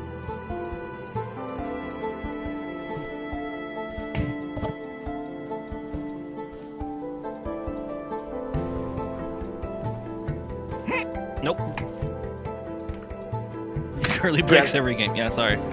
No problem. So someone asked in the chat if this is 2D physics, and it's actually, this is built in the old Unity version. I don't like have enough money to actually buy the new Unity, so I'm like using like a 4-year-old Unity. And so at the time they didn't have 2D specific game development. Yeah. So this is all actually 3D. Like you could actually, it's not 3D models, it's all 2D models. But if you can turn the camera and see Yeah. the layers. So I mean, thanks to just being inspired by Kitty over there and Robot insisting that I try it, I've played a little bit with Unity, and so you can do the whole like 2D plane, because I played with it before they had the actual 2D intentions as well. Yeah, I mean it's an amazing piece of software. So if there's any budding indie game developers who want to give it a shot, I think it's the only way to go, especially if you want to have like a one-man team, like I'm doing. And it's just so easy to use. It's a lot like Flash in a lot of ways. Other than like Flash had like vector art and stuff you could do, but it behaves a lot like that, and it's definitely worth trying to check out. So. We actually, 2 of our games were made in 2D in the 3D Unity version. Oh yeah? Yeah. So I didn't realize that that's what you had done. That's awesome. Well, it's like I feel like I'm like screwing up the system and like doing something I shouldn't do. Yeah, stick it to the man. Breaking the Sticking law. it to Unity. But it worked out. It worked out really well. So there's a sad old man naked here in this chair. Is he naked? He's Shirtless. his undies. I didn't notice that when I was playing. That's my innocence filter filled over that part. Lily was kidnapped. I think Lily was thrown out of a train that was moving, guy.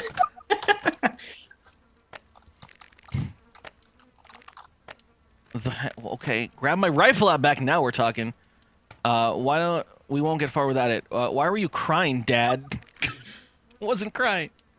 I was laughing. And he goes immediately back to crying. Okay. Holy crap, that's a gun. Yeah, so now the game is going to turn into a first-person shooter. Sweet. Come here. What? Here, eat this. It's a piece of...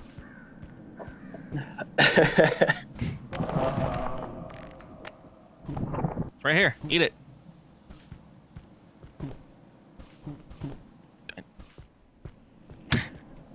Yeah, so Curly, if you want me to give you any like hints or anything, let me know. I don't want to spoil it for you, but If you want me to just show off anything, then let me know. Like anything that's cool No, that I'm man. missing. you know, maybe I should make it so that he eats a box. Well, I mean, that's immediately what I wanted to do. I wanted to feed him this box.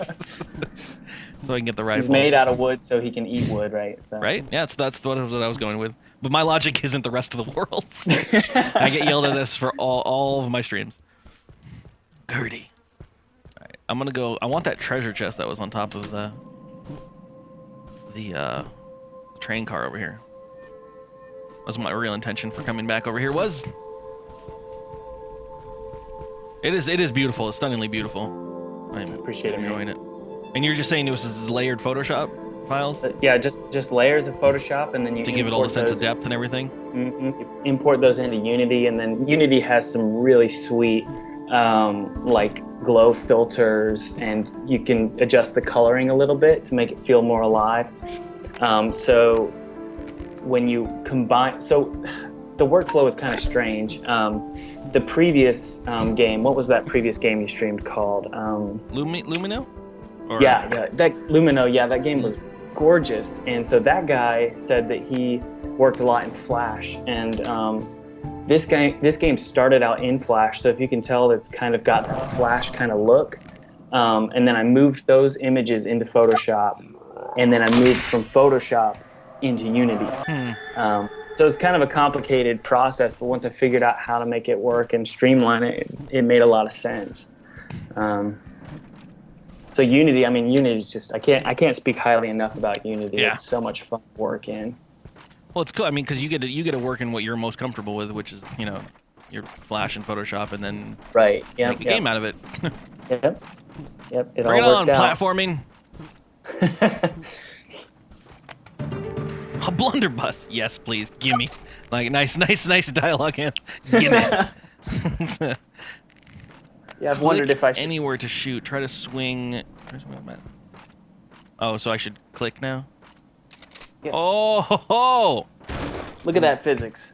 Bye-bye. All right, I'm going to go back to not using the controller. Was it not working for you? Well, no, I actually don't know how to shoot with Yeah. without the mouse. Yeah. Yeah, I don't even know if it works yet. Yeah, so this is currently in beta, so it's going to be available on Steam in fall. So a lot of the things that will be available for Steam, like the controller support, aren't made yet. And I think rapid fire. Jesus. Yeah. So I think I've got maybe 3 or 4 months left of this game, developing it and fixing it and making the plot more cohesive.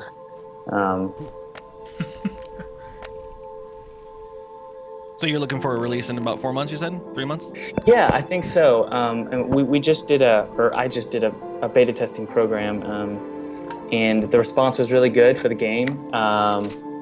And some people, had crazy glitches coming up that I can't even replicate. which is kind of the way it goes, I guess. So I've got to fix those glitches, and hopefully I'll have it done in the fall. You get those snowball physics fixed. Yep. Shooting them locks dead. Look at the physics.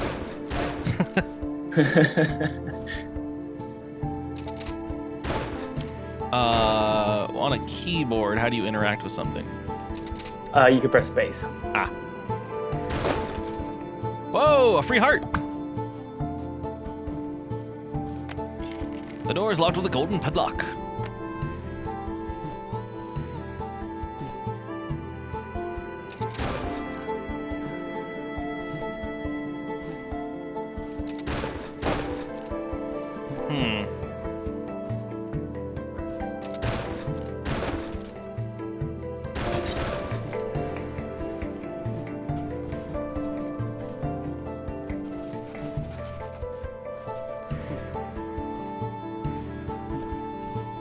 Aha! Sorry. Puzzle solved. Took me a while. Oh, crap!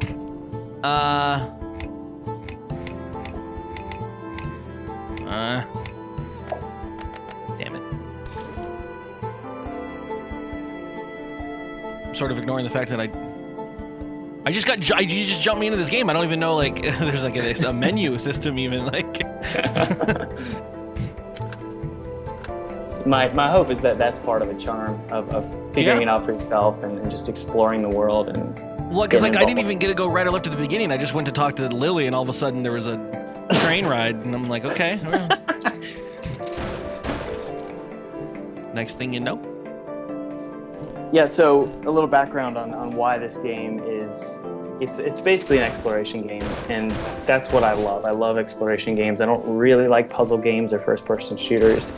And part of the reason why that is because I have 3 older brothers, and growing up, I'm sure a lot of people who are watching this have had this feeling where their older siblings would not let them play the video games. So I just sort of sit and watch them play games.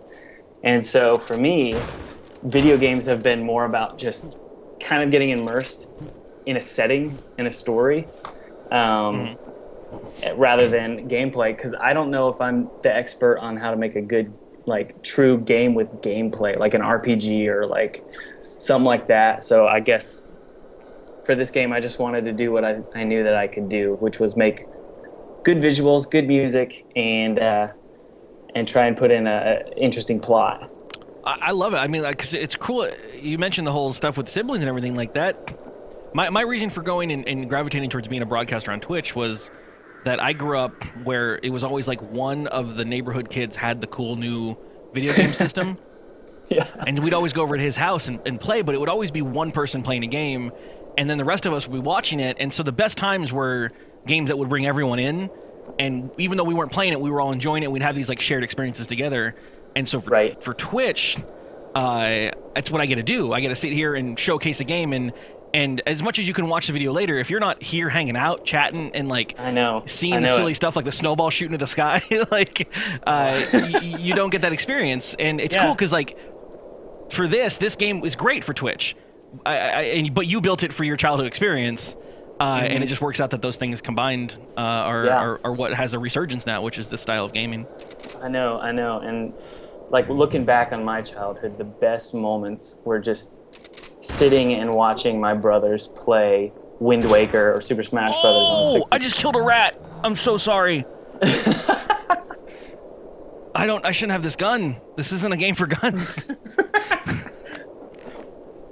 So I'm going to take this moment to offer people keys to the game. Free games. While Twitch does not condone giveaways, Thomas does. So he's actually been really kind and is offering 2 copies of the beta, which is not, is it available elsewhere? Like, how can you even get the game yet? Yeah, actually. You can, right? You just, it's the same way you would get any other game on Steam. You just activate the product with the code. Like if you bought a code off of another website, you could just go into the top bar on Steam. A puppy. Sorry, continue. Click on activate a game on Steam, and then just type in the code and you'll get it. And it's the beta build, so I'd really appreciate it if the people who do get the keys would be willing to email me their thoughts about the game, and if they gotten any glitches or they didn't like the story or something like that, because I'm still trying to make it perfect. You know, I'm trying to I'm solve any gonna plot forego holes. the email right now and just tell you thank you for putting the dog in. He's adorable. Great. If you kill this dog in the story, I'm going to revoke all of my praise. I can't tell you. I can't tell you what happens to the dog, but I think you'll like it. It's kind of fun and sweet. Don't Artanks me. Don't Swampasaurus me. Don't text me. That's hilarious. It's funny that I know what you're talking about. Only certain people. Hey, Dad! Oh shit, Popeye's here. All right, so Curly, can you yell at the people on the front page? All right, front page. If you can't tell, I've started the whiskey. Yes, people here. You know, we're gonna go full screen face to this. Listen to me. You're getting entertainment out of this, and this guy poured his heart and soul into this freaking game, and Alex over here slaved over tons of really horrible games to get the good cream of the crop to put up here for you. So get off the front page, get into this chat, follow the channel so you get enough meows, and then spend those meows on getting a free copy of this game. It's not hard. Seriously. Take it away, Alex. Good job, Curly. Yeah. Great job. What is happening? Okay, you got yourself a strong electrical string here with this key. Whoop! And that's the end of his life.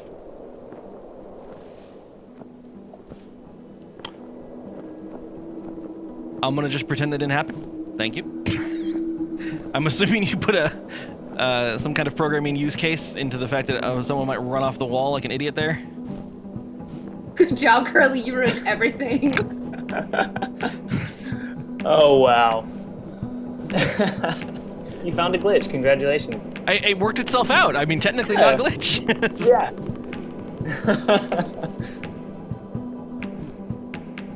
Get out of here, rat. Ooh. Ooh. Doggy, get out. Get out of the way, please. Shh.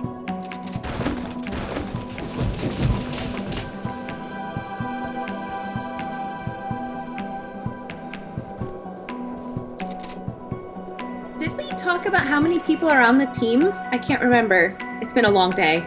No, I know. It's been. I've been watching you all day, and I can't imagine how tired you are, Alex. But and it's amazing that you can pull this off. It's really cool. So the team is just me, and I don't know whether that's because I just can't find the right people, or I'm just not good at working with team members or something. I don't know, but it's all me. I've been working on it for 3 years. I guess it's like 3 to 4 years. I can't really recall how long it's been. But yeah, it's just me working on this game, and I've worked on the visuals of the game, the programming, the story, and then also the soundtrack of the game. So yeah, it's been a long journey, and it's been exhausting, and it's very emotionally exhausting to work on it. I'm impressed with all of you developers. Like, I've dabbled with trying to make stuff, and I always get overwhelmed, and then I never finish a project. Yeah, I know how you feel, man. It's I'm not like, somehow I was able to push through and work on this, but it's been very tough to spend your time on something that you don't even know if it's gonna do anything. Like, are people gonna like it? Are people gonna buy the game? You have no idea, really. So you just got to push through and follow through with what your vision is, I guess. That's one of the trickiest things about being an indie dev is you're kind of invisible. Yeah. And you have passion and sweat and tears. and then you end up kind of being at the mercy of the internet to see if it's crazy. It's an actual viable game that can be considered a success with whatever level of success you were hoping for. And you know, it's crazy because like a lot of the AAA games, they have these massive testing teams and advisors and everything. And for an indie dev, you've got like 3 people, and then you've got a small little beta testing program, and then you release it to millions of people, and you hope that it doesn't sink. And that's part of this. I think that's the scariest thing for me, is hoping that when I release this game, it doesn't just break. you know, or doesn't crash and everyone gets mad and writes bad reviews on Steam, you know. I mean, also being by yourself, like you're doing. That's where I get lost. It's like I'm trying to do the art, and then make it work in a game aspect, and then trying to make the story. Like, that's a lot, dude. Yeah, Pinstripe has a knack for locking women in strange houses. That's dialogue you wrote. Oh, nice. It sounds terrible. I did write that. I went and I was gonna get this guy a drink.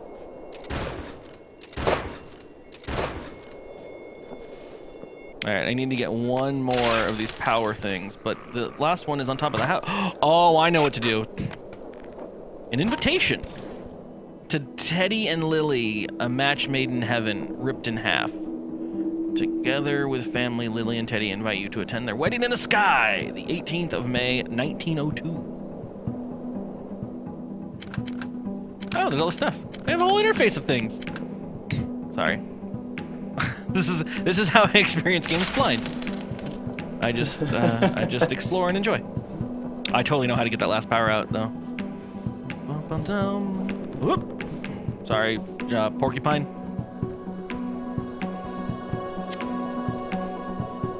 Oh, don't fall.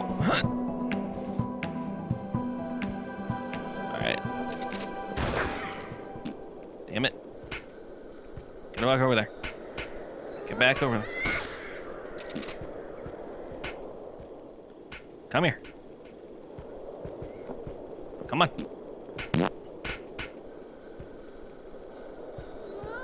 No, blow. Oh, you piece of. There it goes. You got it. Got it, coach. Nice. Yeah, I'm curious if I need to change that puzzle. What do you think, Curly? No, it was too hard. after. So I went up there before.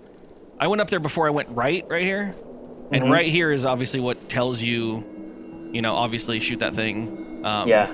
And then seeing the second one's obvious. And as soon as I saw that I needed to do that, I realized that had to be the thing. Cool. Yeah, I had a beta tester tell me that they would quit the game if I did, like, if they were playing that game and spend a couple more minutes trying to figure out that puzzle, they would end up quitting the game. So I don't know. Maybe I should make it easier. I mean, sometimes people who give you feedback are dumb.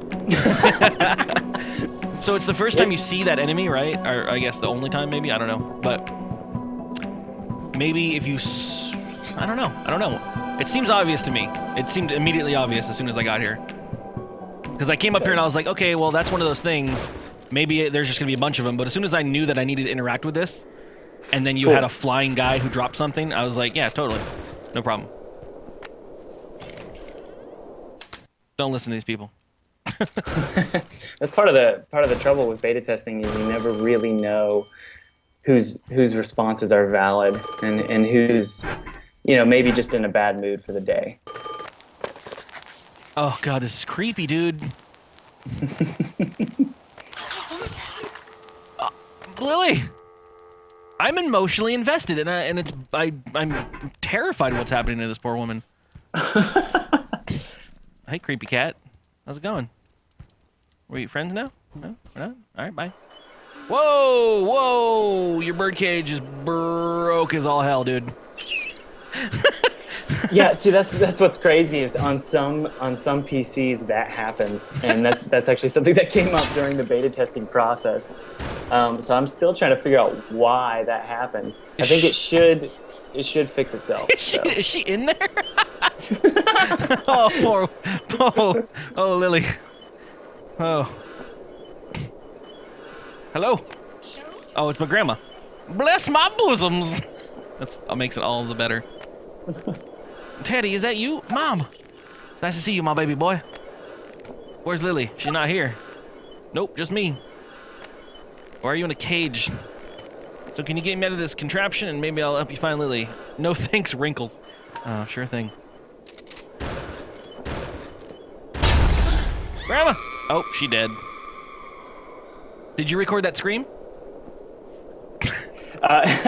There's actually a website called Free screams? freescreams.com, yeah.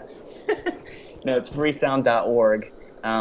There's so many amazing sound effects, and I found that one after kind of a long search to find a scream, and it was perfect. No Wilhelm scream. Well, that was fun. Thomas, do you want to throw a link in the chat for how to get the game? Yeah, sure. Or some sort of thing like that? Yeah, so as I was saying before, the game is not released yet. It's in beta right now. So I can show all the viewers the Greenlight page. So let me just pull it up really quick, and I'll put it in the chat window. Oh, password to the trunk.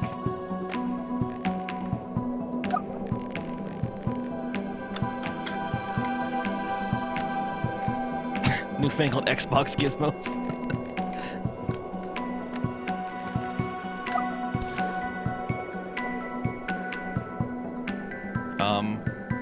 Oh, there it goes. 366 or 99 backwards 3. Let's go, dog.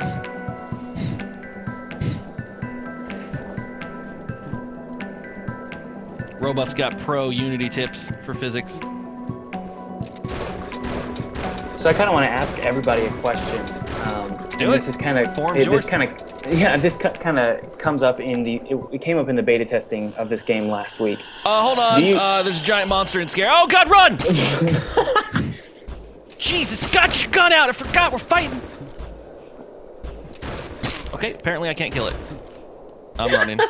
Kirby. Sorry, You go on. interrupted the developer with your girly screams. Relax. This game got intense all of a sudden out of nowhere. Carry on. No, nothing to see here. It's a dog with giant junk attacking me. Whoa. Now we got tons of these guys. So what is your question, Tom? Yeah, what's Thomas? up? Yeah, so the question is, do you guys, and if you can respond in the chat window, that'd be so cool.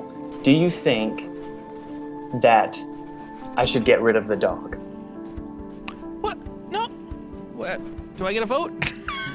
You do get a vote, Curly. What do you think? Well, I mean, I'm digging him so far. I mean, what does he have a purpose, or is it just? So, I guess I can sort of spoil this for now. His real only purpose is to dig up these clues from your past.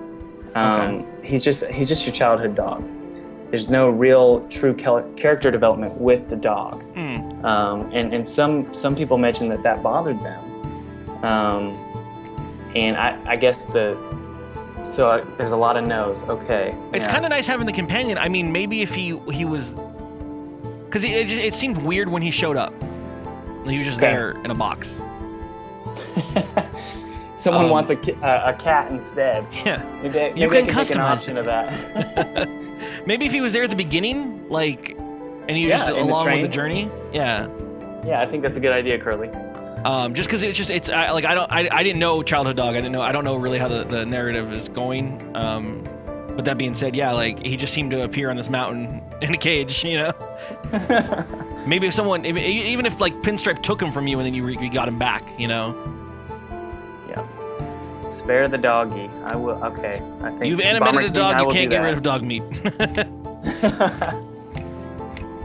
So we are getting really close to the end of our No, time this with is my show Pinstripe. now, kid. No, Curly, you're fired. So are there any last thoughts or anything like that, or a place you want to send someone, or a thing that you think is cool, like closing stream dev time? So yeah, I just want to make sure everybody is reminded that this game is coming out in. I'm gonna bite my tongue, but I'm thinking fall this year, or sometime a little bit before Christmas, because I think it kind of looks like a Christmas game. So keep your eyes peeled on Steam for this game. It's coming out for PC, Mac, and hopefully Linux. Do you have a rough estimate of like game time, play time? Yeah, actually, I do. So the gameplay time is averaging about 2 hours total for this game. which puts it. I feel like it's a little low. I don't know if that's true or not. Some games on Steam are only about 2 hours. Yeah. I have a massive statement to say about that, which is Go for it. A piece of art is not better for being bigger. Yeah. And a loaf of bread doesn't taste better because it's bigger either. You cannot judge a game by how long it plays. Yeah. I know, and So you know. yeah, and so like I lay awake paranoid at night, like with this new Steam refund policy. It's like with 2 hours of gameplay is the max you can do, or the minimum you can do for like if you want a refund, you can get one. And I'm thinking, what if people don't like it and they only played an hour and What if they 55 finish it minutes and then of refund it? But then again, if people want to do that, they can do that. I mean, you can do that if you buy a pair of shoes at a store, so I don't see why you can't do that with a game, I guess. But no, so as a streamer, I mean, I don't have any care in the world. I would much rather have the game be what it is and stand on its own legs than get padded just because of hour times. Right. I have berated games. One of them being that big Alien Isolation game. That went from being one of my favorite in that genre games and then it got to a point where they were like, you could totally tell that someone in the producer studio was just like, what? It's only 9 hours? We need it to be 15. Games are 15 hours these days. Yeah, let's add a bunch of crappy achievements. And backtracking and using the same maps and just arbitrary padding, which by the time I was done with it, I was cursing at the credit screen. I'm done with you. So yeah, I mean, if you got 2 hours, you got 2 hours. It's an experience, and I'm totally down to play this game when it comes out. This is exactly what we do on my channel. It's a shared experience, and it's visually stunning, and it's we all get to experience it together. I like it. Awesome, man. I appreciate it, Curly. I'm gonna go in here and see what's in here before we cut it out. Go for it. Oh crap. Darkness. I knew I got the headlamp for a reason. Oh, the hole.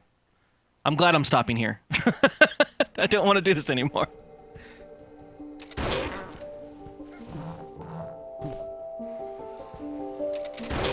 Alright, Alex, I'm gonna keep going until you cut me off. Oh, really? Oh, I was waiting for you. I thought you could handle yourself, Curly. I'm gonna keep going, but I'm getting terrified as I descend into this hole. All right. So it is time, unfortunately. We must switch. We're actually going to switch directly to another guest streamer. So, Curly, before you go, do you want to just pimp your stuff for a moment? So me, I do streams on the internet. I hope you liked and enjoyed my segment. Thank you so much, Alex, for letting me do this with all these big named cool people and devs and everyone. Super appreciated you helping out. I got to go pee because of you. So. Yeah, I can facilitate my friends going to the bathroom. Woohoo! If there's anything I achieved in life, that's the best. But yeah, this has been a blast. Awesome. And thank you for this bonus section. This I was gonna miss out on this game. Yeah, you would never have known. I'm now gonna go. This one is one I think I'm gonna wait until it's fully released to really dig into, because I want to see the final experience on this. So yeah, but yeah, I'm gonna be playing the hell out of these games that you've given me today. Awesome. All right, But yeah, so over on my channel, playing it. I drink and play video games. We You have are a blast. Drunk Kids Gaming, and you can post a link in the chat for that. Don't forget. Promote yourselves, guys. Drunk Gosh. Kids Gaming. Yeah, as I was saying, we hang out there. We do a lot of community-based stuff. I'm just the Yarn chucklehead. was invented in 1984. Sorry, there's a by really long- Stanley Yarn. And back then it wasn't called A yarn. really long It was battle called block quote cat happening string. right now from People someone used to following the use this channel. to lure cats to their homes. Jam, jam. I'm gonna just mute him. Okay. Sorry about that. The follower alert is just the greatest, but it is so annoying sometimes. So, yeah, we do a lot of community stuff. I always mention that I'm just the silly chucklehead that's in front of the camera. But the real meat and potatoes of my channel is hanging out with the chat. If you get to know them and you hang out, they're fucking friends for life. You'll be playing games with them offline. You'll be hanging out with them on Skype. We have a really fucking lovely, awesome community. So yay, do all that stuff. All the things. So everybody watching on the front page, get your butts into chat. We're gonna give away another copy of this game as we switch over. And also the stream's going to go down because HJ Tenchi is going to take Curly's spot. Is Tenchi taking over? I love that kid. Tenchi's taking over. HJ Tenchi. Okay, cool. sorry for all of the stuff. Thomas, you were awesome. Thank you so much for sharing Yeah, your game dude, with Thomas, us. thank you, man. Dude, I love your shit. Yes. Thanks, Curly and Alex. It was fun. Thank you so much. Yep. I wish you all the luck, and I'm gonna talk to you later on Skype because you're my friend now. I've decided. Yes, I'm collecting right. all these people as well. So you're gonna Yes. get random 2 a.m. Skype calls from me. No, I'm kidding. From It's fine. drunk Curly. Lovely. I'm sorry. Finish your game. I'm done with it. All right. Make a new one. Thank you so much, Thomas. Curly, hang on for just one more minute. I'm gonna throw Tenchi in here so you guys can hand the stream off together with good timing. Okay. All right, here we go. Thanks again, Thomas. Enjoy the void that is the internet. For sure. We're I'm no gonna- longer in I'm- the cuddle basket. At this point, I'm All gonna right, be. guys. Thanks. Bye. Bye. Thanks. I'm gonna be in chat this whole rest of this evening, so I'm enjoying this. Trying to win game What codes. the fuck? Yeah. Thank you, All all right. of you who are following the channel. You are beautiful, funny, lovely, sexy people. Here we go. Oh Tenchi shit! It's incoming.